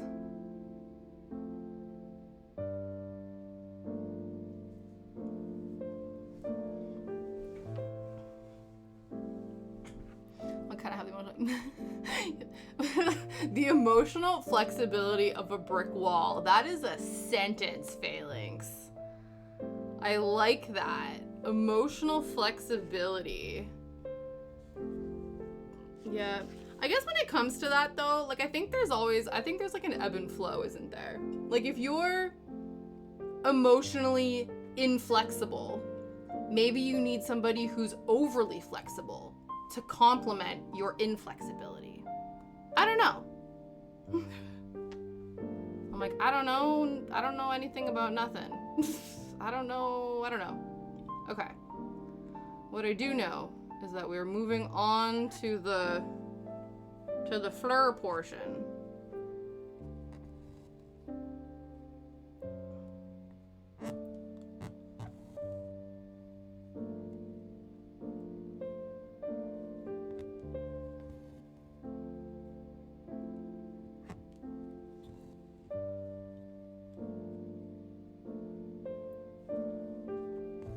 So I don't know, because again, on the drawing, it has the, like, the stems going all the way to the edge of the neck. So that's what we're doing. But on the thing, it wasn't, like, as cut and dry. But it makes sense to me. I think we're thinking of the neck as a vase.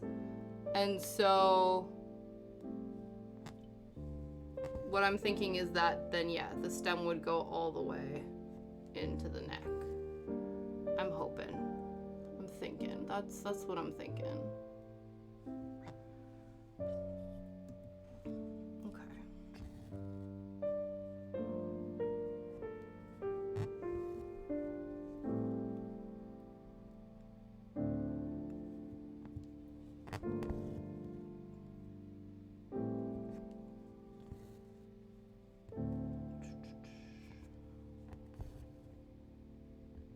Maybe I have to unlock the emotions DLC for my character. It's behind a paywall, Phalanx. I'm sorry. You know, it's one of those DLCs that's behind a paywall. You're like, I just need to mine enough funds to unlock the emotional bandwidth DLC. Yeah.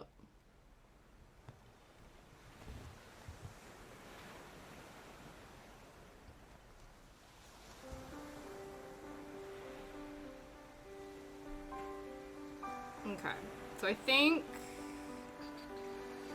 for this, we'll go all the way up, and then we will do the little side swoopies. We should actually move this down because we're moving into the flower territory. So we're gonna rearrange this and move this down. Bear with us while we move this down. Because the only reason we had it up a bit further is because I didn't want the back stitching of the body to get in the hoop, because then it wouldn't really work. So now though, because now that we've finished it, we can full on move it like into position.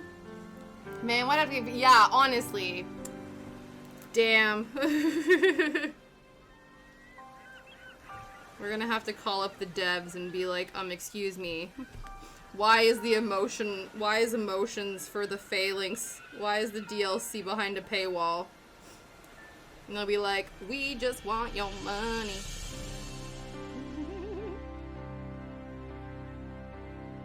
But you know, your create a sim portion of yourself will be available. You know, you have a free avatar creation, but you know, there's only like 3 outfits. And you have to unlock the rest of them. Okay, there we go. So now that, we might still have to move it when we go to do the flower, but that's fine. We should be able to get to the edges of these. I only, Lurks and paints furniture. Ooh, Kay, what furniture are you painting? Excuse me, tell me about the furniture that's being painted. I would like to know, but you're also lurking, so you know, don't stress if you don't want to. I only ever wear one outfit anyway. Honestly, yeah. The only thing that changes is my shirt. Yeah, I have a pretty staple. I'm pretty locked in to only a few outfit changes.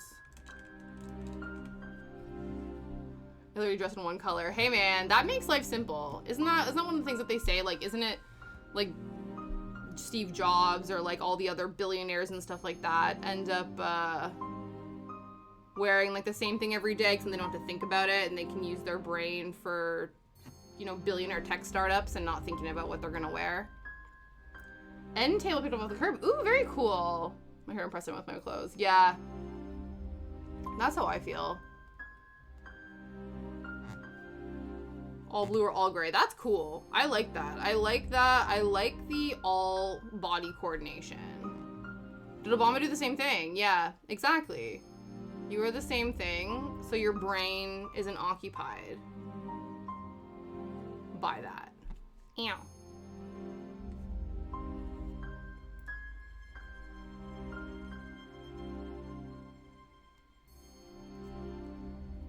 Did you know he could have hit his cancer? Had his cancer with a simple surgery, but he wanted to go the natural road, and that's why he died. Steve Jobs, really? That's a shame. But, you know, to each their own, obviously.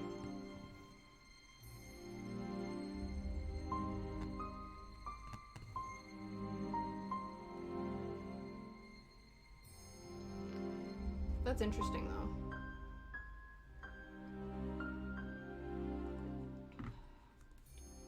Yeah, should use all that extra brain power to ask a doctor. Yeah.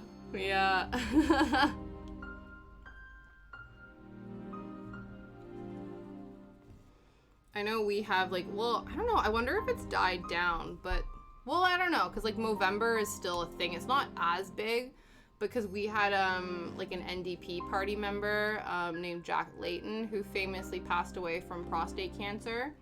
So he was like a Canadian parliamentary figure. And I think after that, like, because he also had like a very impressive mustache, like a big pull for people to do Movember and like raise funds for cancer treatments, specifically for prostate cancer in honor of him, became like a huge thing. I still see people do Movember and stuff like that, but I don't know if it has the same intense level of traction as it did back then. Walking around stinking.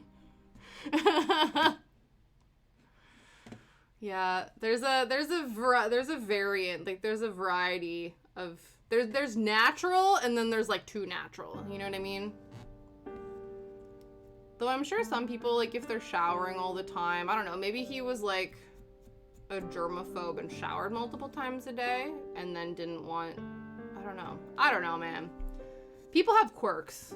To be fair, I feel like a lot of people, in order to become very successful, have to be kind of like low-key sociopathic and have like some interesting quirks in order to, but I feel like anybody who achieves, a moderate level of success is like a twinge unhinged, you know what I mean? It's true. Oh, you definitely, yeah, exactly. You know?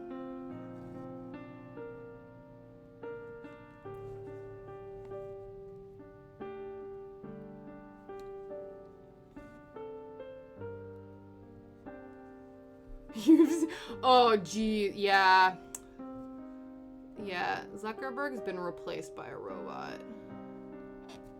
Did you see now we might need to, they're attempting a similar thing to what Musk is doing with Twitter, where they want us to start paying for verifications for stuff, potentially. So you could get, like, I could pay money potentially to get verified on Instagram. And I'm like, but why?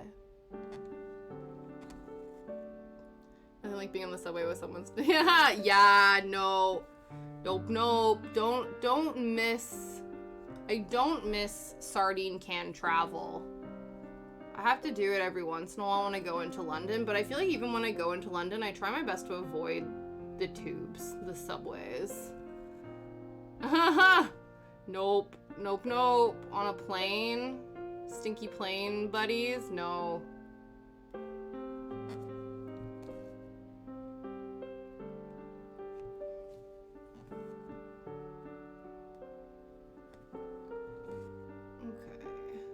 Get to the end of this.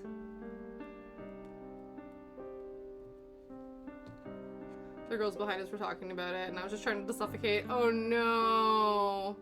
When the people on the plane behind you are talking about it, oof. That's cringy. Okay, now. Do we... No, I don't think we do.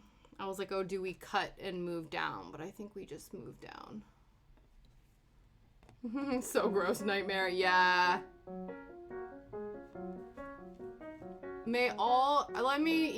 Let's say a little, may all of your flights in the year 2023 be less stinky. I hope no one is subjected to stinky cabin mates on flights, on buses, really any travel. I wish you a stink-free 2023 in all of your commuting endeavors. That is my want for you. That is my want.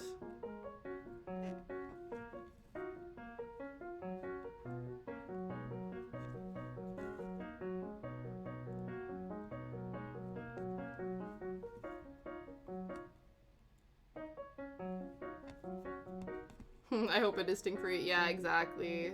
Yeah, sending stink-free vibes to everyone.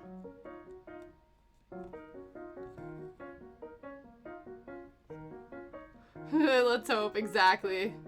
It is in my own car, yeah. Yeah, when you can control the climate, when you can control the air quality climate.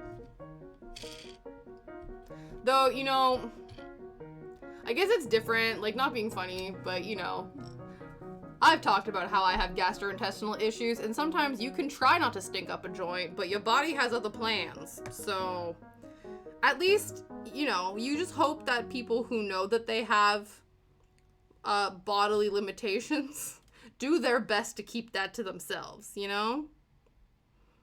Or, to unsuspecting partners in bed at, like, 11 p.m. That's the only other occasion. Or if you're Shadow, it's whenever he gets off the sofa. Or when he's lying on the sofa. When he's sleeping on the sofa and all of a sudden you just get a waft, you're like, you have been tootin', sir. Yeah.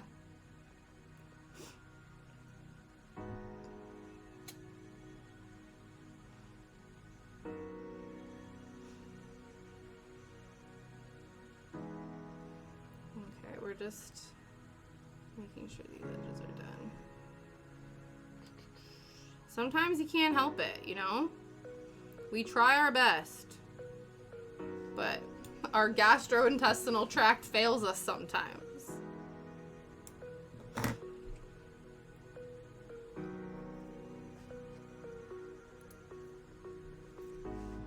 Okay. First little flower flangey, little stem.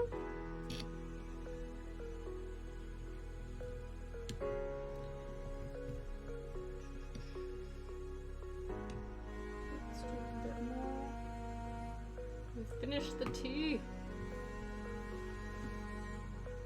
Okay. So we're gonna do, oh, we also have to do the spider arm. The spider, like, thread. And then the legs. And I don't know if it's a good idea for me to do the legs before I do all the French knots in the body. Probably. I bought the kit actually not on the high street, but it's by somebody named Stitch with Skye. Yeah. Stitch with Skye. I think they have an Etsy page as well. So they sell different kits and they have different patterns and stuff on Etsy. Yeah, no problem. But yeah. It's also really cool because I tagged Stitch with Skye in my post when I was first working on the project, and then she reshared it in her stories and commented on it saying she can't wait to see the rest of my progress. So I was very excited. As someone who plans to be the perfect husband someday in the future, I'm humbly surprised how small things can add. It's true. Little things can go a long way, you know? It is true. And perfect husband is subjective, right? It depends on who your partner is and what their definition of an ideal relationship is, right? Because everyone has different things that they think are important, right? Because there's certain things that I feel like I hear people talk about that like maybe annoy them or things that they wish did happen or didn't happen. And some of them I can relate to and other ones I cannot. And that's when you know, what you look for in a relationship and what makes a relationship perfect to you. I love when you tag a maker and they answer Tula Pink doesn't. I'm sure Tula's flooded though. Tula Pink, she makes fabric, you guys. I think, she's got too many crazy quilters in her DMs. Oh, Natmon, thank you so much for the follow. I appreciate it. Thank you for being here. Yeah, guess she's too busy. Yeah, well, I never know how many, it doesn't happen to me all the time either. But I think this is obviously, like, a smaller, independent artist. I think that the kicker, and not everyone does this, but I would assume if you have your own website, you're too busy to talk to me. But, if you have an Etsy page, maybe you're not too busy. Yeah. Definitely. Well, I think it's important too, right? I always try my best to credit everyone in like the patterns of the projects that I make online and stuff because I think it's important for them to get recognition. Because making patterns and stuff is difficult. Like I've only made a couple of them and like it takes a lot of time and mine are still very basic compared to like some of the more opulent and intricate ones that I've made from people, and I'm just in awe of them. I'm like, you guys are so cool. Yeah. Yeah, definitely. I would be too. Actually, to be fair, it was really exciting when I made the 90s the 90s beaded lizard pattern when I was collaborating with our friend Megan Makerbug, and a bunch of people actually made the pattern. It was very cool. I was like, you made my pattern? Really? So it is a very exciting feeling.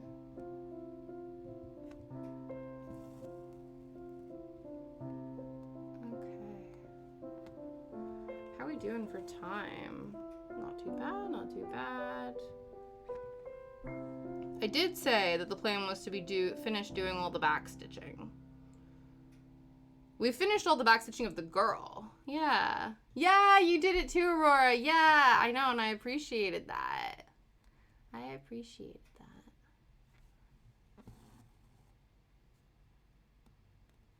that. Okay.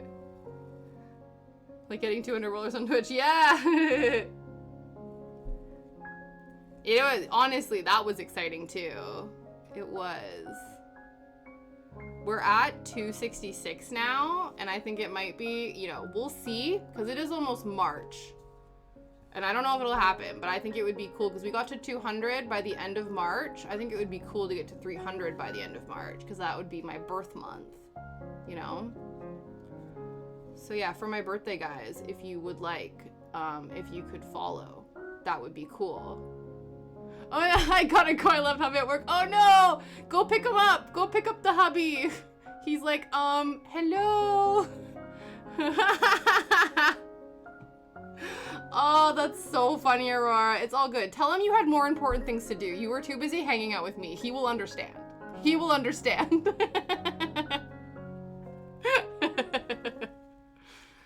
Yeah, just be like, I was busy. I'll see you later though. Enjoy your evening. Thank you so much for hanging out. Tell hubby I'm sorry.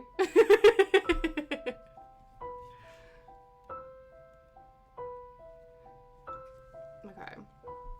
So I do think we are going to maybe do the spider legs before we infill the spider, because I also think too that might help give us a frame of reference when we are doing the French knot infill, which I'm not looking forward to. Like, it's one thing to do a French knot to like accent something. When I'm using French knots as a fill technique, I'm not sure how I feel about that. But we will do our best. We will do our best and hope that we do Skye justice in the process. Oh, I had time to kill on the Tuesday when I went to pick up Shadow from the groomer, so I spent some time in Hobbycraft because it's right next door. You know, I couldn't resist. And I was looking at knitting patterns because I was like, maybe I want to knit more. I don't know. Because I've coveted this particular striped cardigan from Unique Vintage that comes out every Halloween, and it looks like candy corn, kind of. Let me see if I can find it. And I always think, welcome back, what'd you get for food? What's your food option? And part of me thinks like, okay, maybe I could make, I know exactly what you're talking about. Yeah, you do? Do you? I think you do. Vintage striped cardigan. Not that one. This one. Easy Mac. Ooh, Easy Mac again. Excellent, excellent. Yeah, see? This one. So I have coveted this cardigan all the time. I always look at this and I'm like, it's so freaking cute. But also sometimes I get real, you know, thinking that I'm, you know, hot shit. And I'm like, maybe I could make one. So who knows? Maybe we will. So I was looking at patterns. It wouldn't be the exact same. I got one of their ones that was a rainbow fit. Oh, that's annoying that it fit weird. That's unfortunate. That's always so frustrating too when you covet something and then you try it on and you're like that, It's annoying. It's always the risk when you order stuff online too. But yeah, I saw a couple patterns. The other thing too though is I don't necessarily want to buy, like, cause then when I was looking and it was like, oh, okay, you know, I have the size 12 knitting needles. Let's make something that's like a size 12 maybe. Yeah, oh, I'm the same way. I'm like, if you're not, unless it's strategically like a crop thing, 9 times out of 10, I'm like, you need, yeah, the cardigan needs to cover the butt or else it's not worth it. you know? It's not, what are you doing? No.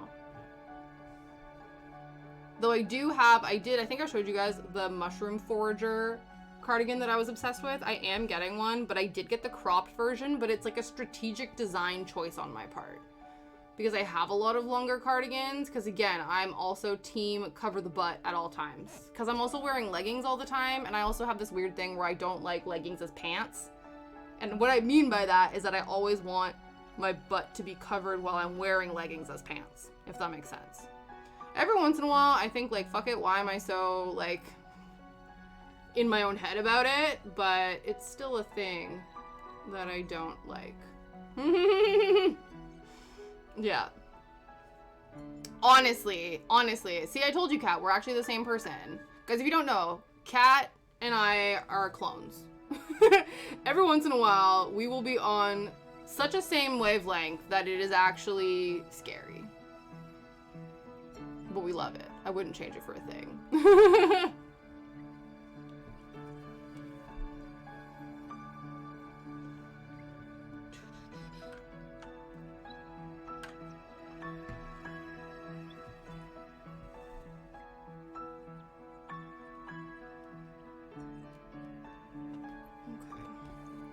So this right here is going to be the web down to the spider. And then we're going to create the little spider legs that we will eventually fill in with French knots. But we will not French knot. We will not French knot. Knot. Until we finish all the back stitching. I think I'm going to go in order of what's listed on the pattern. So it's backstitch, satin stitch, French knot, short and long, fishbone, and then lazy daisy. I think that should be the order that we go in. So it's the same order that when we tested as well. So that is the plan.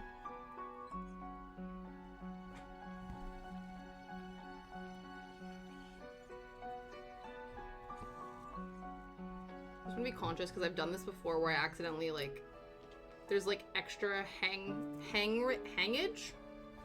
Fabric overhang from the hoop, and one point when I was backstitching I accidentally stitched the overhang to the back of the hoop, and I don't want to do that, so I'm just keeping tabs on it.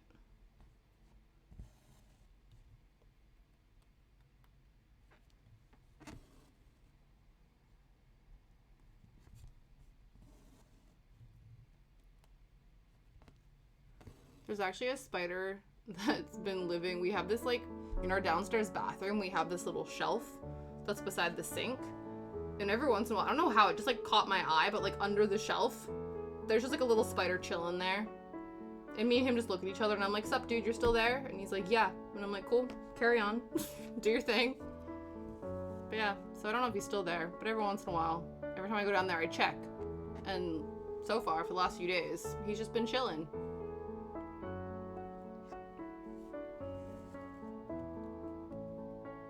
But yeah, for the most part, I don't have an aversion to spiders. If anything, I like them because I like that they then eat the bugs and stuff. Yeah. Automod is like, bite me is a sex-based term. As long as you don't bite me. Yeah, exactly. Yeah, exactly, right? Don't come crawling at me when I'm on the toilet. Exactly, right? There are rules. There are rules to us coexisting together in a space. But as long as we abide by the rules, I'm like, you can chill, man. Have your peace, do your thing, eat the fruit flies, eat the buggies, just let's vibe. Every once in a while, though, there will be too many, and I always feel bad. I always give them a chance to escape, though, because, you always got to do that. You got to give the spiders a chance to do their thing, but no, that would be no bueno, for sure. Yeah, none of that. Because then you're so vulnerable in that moment. You're like, what do you do?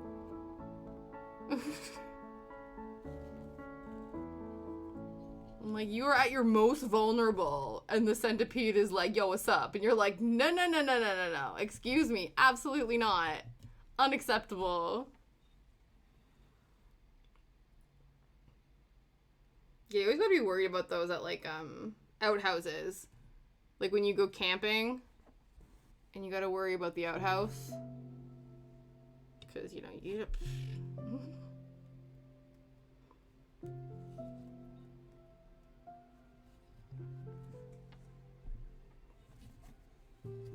Every once in a while, like, again, I've not gone camping in a hot minute. It's one of the things I want to do probably next year is actually go back to Northern Ontario and have a camping moment. But every once in a while you come across like a really nice outhouse and you're like, damn, what are you doing being a toilet outside? You should be an indoor toilet the way you're all nice and fancy and stuff. But usually they're pretty gross. Usually you have to hold your breath for the remainder of your stay in Casa de Outhouse. But every once in a while, there's some good ones. Okay. Let's do some legs. We gotta do some spider legs. Sorry, I'm not home right now. I'm walking into spider webs. I was obsessed with that song when I was younger. I don't know why. That was one of the songs that I was like, I thought I was so cool singing that song. I think I just need to like do two. I do not go camping. I do not like bugs. Yeah. Well, you've had some bear instances, so I don't blame you for your bear aversions, because you've had some interesting close calls, Kat. There has been some interesting close calls with you and bears. So I respect the aversion. Yeah.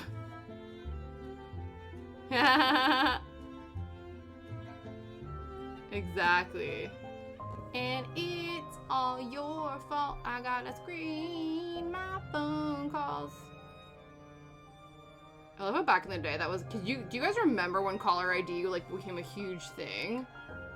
And everyone was like, ooh, I can do caller ID. And now I'm like, I just don't answer my phone. Such a cultural moment where it used to get like the options in magazines to text to get certain ringtones downloaded to your phone. And now I'm like, I just don't. I actually loved Hiking So Woodsy stuff. Yeah, that's fair, that's fair. Yep, also like that song. The whole album was really good, definitely. I know. Guys, it's not a spider if we don't give him 4 legs. But he's like...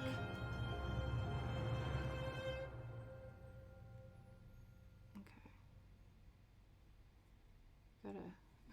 There's not enough room on this circle. You have 2 ringtones. I do too. I actually have one. I'm trying to be better about turning my ringer on, because usually my phone's off all the time, and the last few times, not the last few times, but there's been a couple times where I've gone for a walk with Shadow and Liam's tried to call me, and he's like, I'm gonna have to take you off as my ice because you don't answer your phone. What if something bad happened to me and people were trying to get a hold of you and you just didn't answer it? Yeah, they have 8 legs. Yeah, so I need to do 4 on each side. Did I not say that? I don't know. Here we go. Because there's 3, and so I managed to get the 4th one on there, so I gotta do 4 on the other side. You know what I mean. You have 2 ringtones, the Weasley Stomp and the Mandalorian theme. Oh, cute. Yeah, exactly. My phone is also on silent. I remember, too, when I first got, like, the text tones, and I turned my text tone into the Kim Possible communicator sound. Doo, doo, doo, doo. And I thought that was really cool, but again, it's always on silent. But now it's spooky, scary skeletons. Just all the time. All year round. Spooky, scary skeletons. When I remember to turn it on. It is. Yeah. I thought it was so cool when I did that.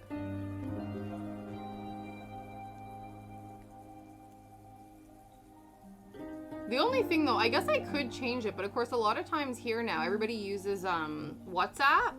And so it's not, oh, hi Bex, just worky lurking. Thank you so much. I'm so glad you're stopping by to say hi. If you want to tell me what you're working on, that would be fabulous.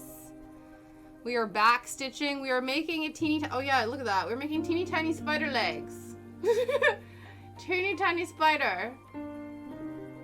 And we just we made a bat necklace too. But again, yeah, from down here, you can't really, they're so small. Just realized you guys cannot tell that there are 4 legs right there. No, no, no.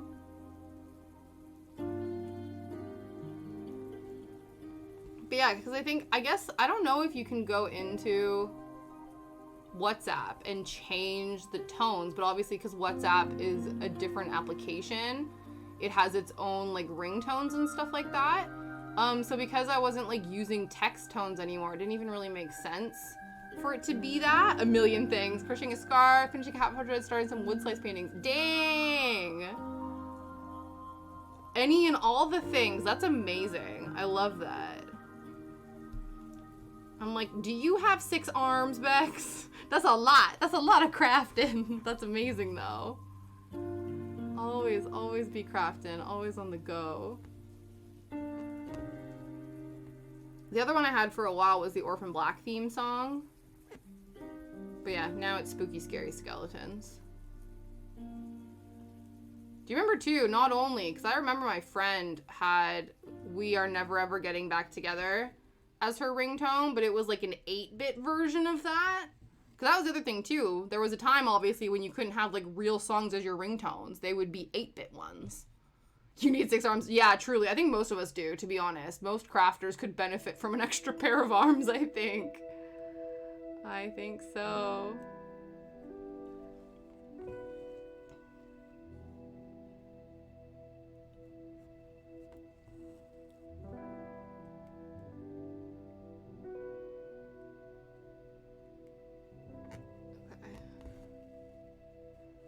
Yeah, the 8-bit version of stuff. The other thing too that I will never forgive, and I don't know why this is the case, but I remember looking for a ringtone on the App Store, which I guess doesn't exist anymore. iTunes, not the App Store, but the iTunes Store, because they used to have a section for your top songs, then they would have ringtones, and they would have text tones, and they would all have different like playlists and stuff for that.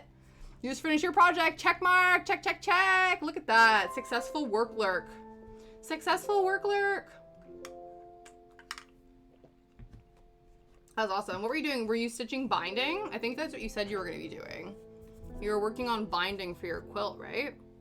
Or were you not? Were you fussy cutting? I'm like trying to think of all the quilt terms I know.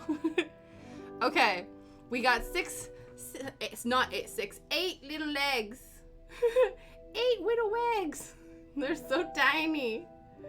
Okay. And now we will finish this. We'll cut this. And then we will finish doing the little, finish the binding. Awesome. Awesome, awesome.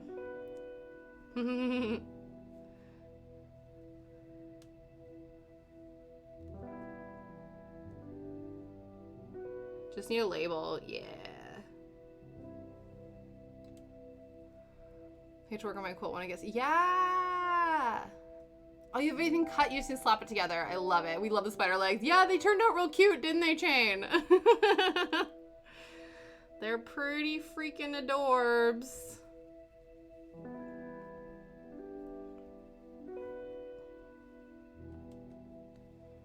That's awesome. Have you attempted to discuss... Also, did your mom come home yesterday? Was it yesterday or today? Is she home? How's she doing? Yeah, if you wanna, post the things. This is probably cool. It's gonna take forever to stuff all the puffs. But I'm gonna have a sensory explosion when it's done. Yeah, absolutely. She did! You finished today's coat on the end table. Yay! Look at that. All the successful crafty work lurks. End table coat of paint done! Check, check. Everyone's checking things off their to-do list. Oh, I did this with the goal to then cut this. That's what we did. That's what the plan was. There we go. She emptied a suitcase, drank a protein shake, took her meds, and took a nap. Honestly, that's all she needs to do. Like, she has had a week. So just to be home and sleeping in your own space. I think the other thing too is if you're resting and sleeping in a hospital bed, it's probably not the same quality of sleep you'd be getting if you were in your own bed, right? How do you post the finished project? What do you mean? For me or for people? Or you in general? Because I post them on Instagram or people post them in the Discord. I'm gonna have to explain what a Discord server is to you at one point, Nostalgia Mom. I don't know if you're ready for that. But yeah, usually we'll post things on Instagram and then we can look at them. It's so frustrating trying to get a thorough coat. Yeah. You put them in Discord. Yeah, exactly. So Kat puts them in Discord, and then what we do is we then can now, and I figured out, we can actually look at them on here. So this is the last one. I don't know if you saw this, Zen Diva, Nostalgia Mom, but this is the last cross stitch that Kat did. She found a picture of a cross stitch of this, and she wanted to make this for her hubby. And they're like little derpy versions of Pokemon, and they're just the cutest things ever. I know, another thing. Yeah, I don't know if you're ready. You're still trying to figure out how Twitch works. But we can always showcase them on here. So yeah. Yeah, isn't it? It's so cute. We were just talking about what parts of them we're the most obsessed with. I think I love the Charmander the most. But it's like the derpy little mouth on the Bulbasaur, the little eyes on the Squirtle, the little hands and feet on all of them. You do need to frame it, definitely. Diverburst. It's so good. It's so good. Oh, someone posted some foods. Did someone post some foods? Oh, these are the bags you were talking about. Oh, interesting. Oh, yeah. Okay, no, I do know which one you're talking about. Yeah. No, so funny. I love it. I think what other cool stuff is there? Yeah, the first one. Derpy fabulousness. Yeah. Okay, cool. Oh, and I finished it when my mom was catching up on The Last of Us. Oh, so I got to rewatch that and cry. Yeah, I've not started watching Last of Us yet. I've heard really good things though. Liam was playing the game. I don't know. I feel bad because I feel like Liam grew up with his family. They would all sit and like watch each other play games together and stuff. And like his mom, like my mother-in-law, is super into that. Like she'll watch people play games because she really likes the stories. So she basically, like, she just loves stories in general, whether or not they're in games, if they're in movies, TV shows, books. Like, she just, if there's a good story, she'll watch it. Whereas I don't know, I guess I get distracted by the gameplay, or I find the actual, like, if you're playing a game and you have to, like, explore and, like, collect stuff and do whatever, like, I get kind of bored and I clock out real quick.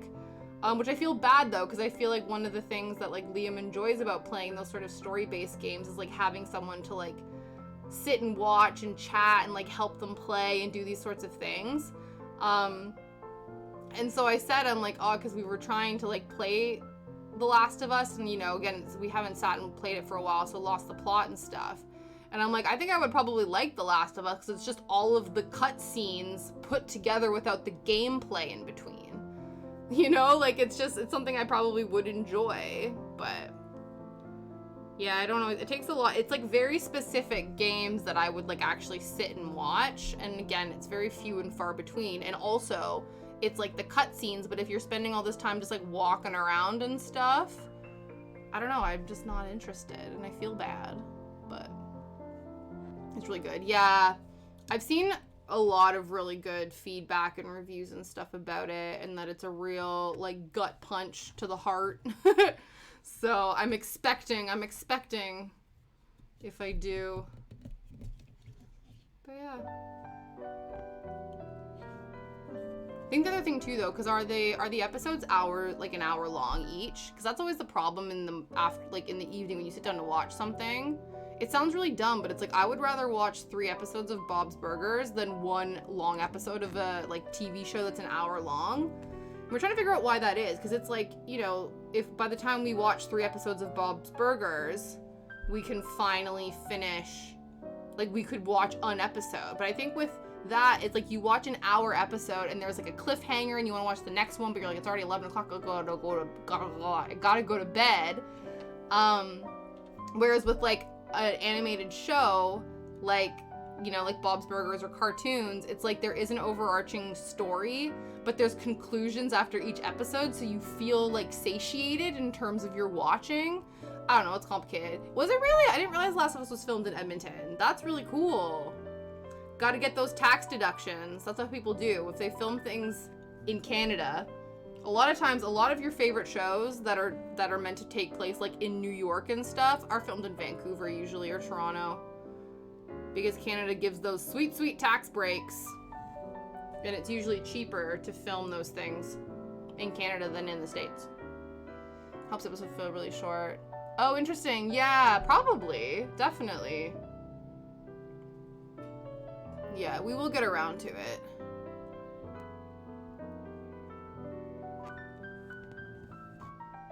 I've told you guys about this before. I do have this like weird, like, I don't know. It's probably some like latent, it's like the lingering like I'm not like other girls vibe that like I literally, when things are really popular, I just cannot compel myself to get involved in them until they're literally no longer relevant and no one cares about them anymore. And then I get involved and I get super invested and everyone's already moved on. So maybe I'll try. I'll try to bandwagon this time, but it's difficult. Like Leo and I have never finished Stranger Things. I don't know. It's a struggle, guys. You're the same way. Yeah, exactly. It's like this dumb thing where I'm like, oh, everyone loves this, okay. Yeah, I'll get around to it eventually. I don't know if it's also a thing, too, to, like, avoid the hype. Because sometimes what happens is when you see things and people are like, this is amazing, and it gets so hyped to you and you finally sit down and watch it, even if it is cinematically incredible, you can feel let down because all of the hype, like, it becomes like a thing of its own, you know what I mean? So sometimes it's like when you watch something after the hype has died down, you can almost see it through like a clearer lens, maybe? I don't know. Yeah, it is, though more of a hipster. Yeah, honestly, it's like this weird like aversion of like, I'm too cool to be into what everyone else is into, even though that's not the case. I'm literally not cool at all. Everyone else is cool. But yeah, I don't know, it's weird. Like, never got into Game of Thrones, and that's not me being like, I'm so much better than everyone. It's me being like, girl, you don't know nothing about pop culture. Like, get out of the 2010s. Do something more relevant. You know? But whatever. Maybe one day. Maybe I'll start with that. The other day, Leo and I watched, last season, right? Yeah, that's true. That's true. Yeah, I know. That was the other thing, too. Because sometimes, that's the other thing, too, is sometimes things happen. Gotta go grid stream. Yeah! Ooh, some shishito. Very nice. I'm so happy you stopped by. I'm glad the chat didn't disappear on you again. Yeah. Yeah, hype and my anxiety. Yeah, that's true, too. Maybe that's what it is. Maybe that's what it is. Don't like to follow the crowds. Yeah, exactly. Yeah. I think the only one that I did was with Orphan Black, but that's because I was absolutely obsessed with it while it started airing. But even then, I don't know if the whole world was obsessed with it, so maybe not. I'm not sure. But yeah, the other day, Liam and I watched Isle of Dogs. You know, I think it's Wes Anderson. The Wes Anderson stop motion film. Again, one of those ones that we've been meaning to watch it for so long, and finally we watched it and thoroughly enjoyed it. Yeah, part of it's like kind of it already has. Yeah, that's true. That's interesting. You're like, it's got enough going for it.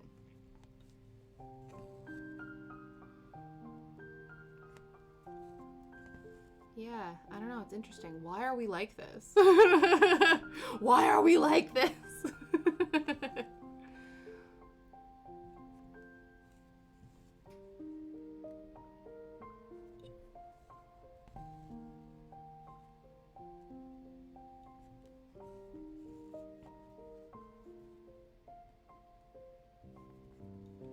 Actually, the only other thing, now that I think about it, I did, not necessarily bandwagon, but I did watch around the same time everyone else did. I did watch Wednesday. So I did watch Wednesday when it was like still within the cultural zeitgeist and relevant. So there's an example of me, you know, doing the thing. See, I definitely did stitch this to the other fabric. So we're just going to fix that right now. It's fine. Then we get upset that the thing we love. Yeah! So true, Kay. So true. I love this so much. Why was it canceled? And it was like, girl, maybe if you were watching it when everybody else was watching it, then maybe. Yeah, I saw that too, Kat. I'm a bit concerned about, it depends if they've already filmed the second season or not. Yeah. Yeah, I think it depends if they've already filmed the second season, and if they have already filmed the second season, it's whether or not they go ahead with it, or if they completely rework it. It's a CW show, and they've definitely replaced actors before, so I think it could happen, but yeah, I'm a bit worried about it, because I did love it, and I don't want his shenanigans to cost it. Yeah, I still never watched Julie and the Phantoms, but I did see that. Oh, speaking of Netflix canceling shit, did you hear? First of all, there was a real exciting thing. Apparently, you know the band Gorillaz? They were going to be making a movie, a Gorillaz movie. Netflix was going to, and then Netflix canceled it. And I think that's rude. I think that would be so cool. Are you kidding me? A Gorillaz movie? I think that would be amazing. But Netflix is being silly gooses lately anyway, you know?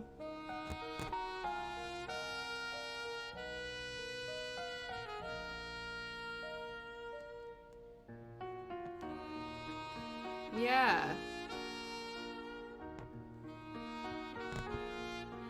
I know, this was like a few months ago, but I was reading or watching a video about, like, just Netflix canceling stuff, and how I think the CEO said something like, oh, we only cancel things that like aren't doing well.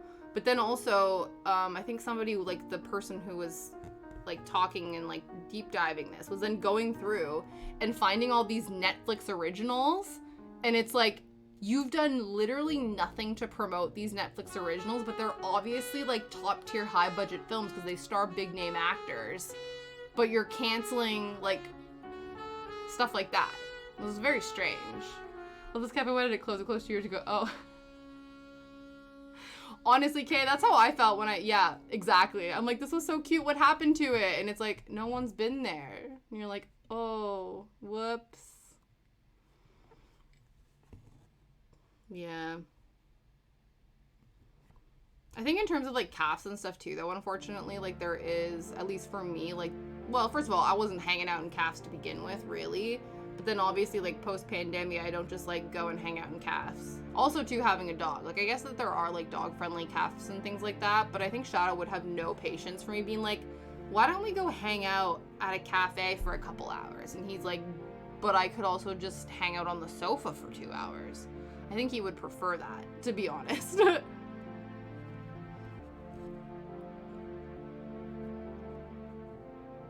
He's like, oh, you want me to lay on the floor for 2 hours while you enjoy a coffee? I want to stay home.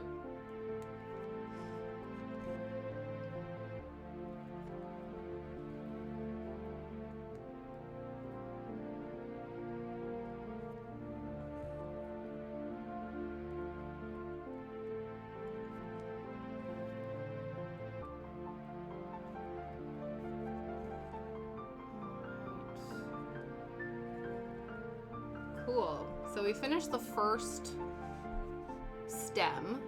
We got 3 more stems and another spider boy. Spider boy or girl? I don't know. Spider baby. A little spiderling.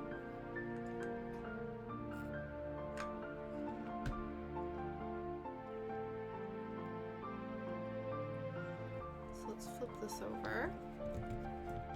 Because it's almost 6. So if anybody has any raid suggestions, let me know. If not, we'll go see which of our friends are currently online, because there's quite a few of them, I'm sure. Yeah, there have been raid. Yeah. Exactly. I think that's what it is. It's almost like the nostalgic or the vibes that you appreciate about something, and you're like, I don't want to go there. I just like knowing that they exist on the off chance that I might go in there and get a good vibe. You know what I mean? No, it's true. Like, I think if Hot Topic ever went into administration and closed down, I would be devastated. But there is no Hot Topic in the UK, and I've not been to a Hot Topic in a hot minute. You know? Yeah, no problem. Thank you so much for stopping by, Kay. I hope the Furbles are doing well. We're gonna raid out soon anyway. I appreciate you. Thanks.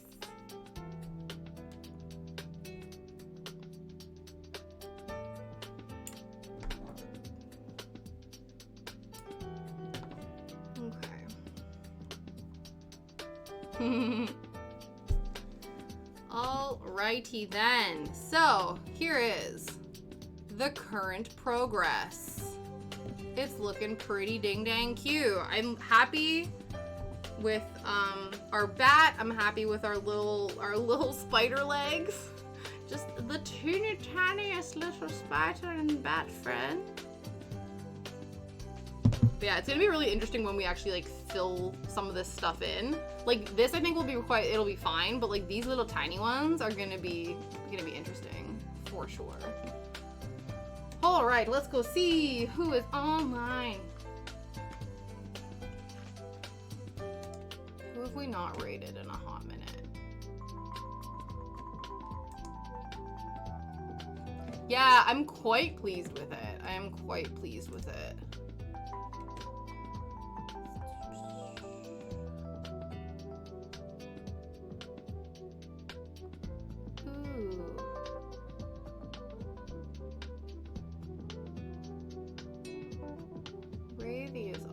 We've never rated him before. He was one of my friends on the on Saul's whatchamacallit, on his quiz night. We were on Team Half Baked. Let's see what he's doing. I think he's playing a game that I've never heard of, but he's really chill. And it doesn't matter right now. We'll see what he's doing. I don't want him to raid out. I don't know when this person started raiding, or not raiding, playing, gaming, streaming. God damn, I can't words. I don't know when they went live. That's what I'm trying to say. Yeah. I don't know, he's playing a game that I don't know anything about, but he's doing a casual run. So I don't know, man. Why don't we go and see? Words, honestly, I don't know. What are words? Yeah, I don't know. He's playing a game that I've never heard of before, but he's really chill and cool and smart and stuff, and so we should go and say hi to him. Sound like a plan, friends? I think so. Let's do it. And then we'll be back here on Friday, maybe on the couch. I will see if I can figure out a way to stream on the sofa so we can get more shadow content. If not, we'll be at the table downstairs like we usually are on Fridays. But we'll see. We'll see. I'm trying to give you guys more cute dog content because I think you appreciate it. But we'll see. We'll see. Okay, let's go, and I will see you guys on Friday.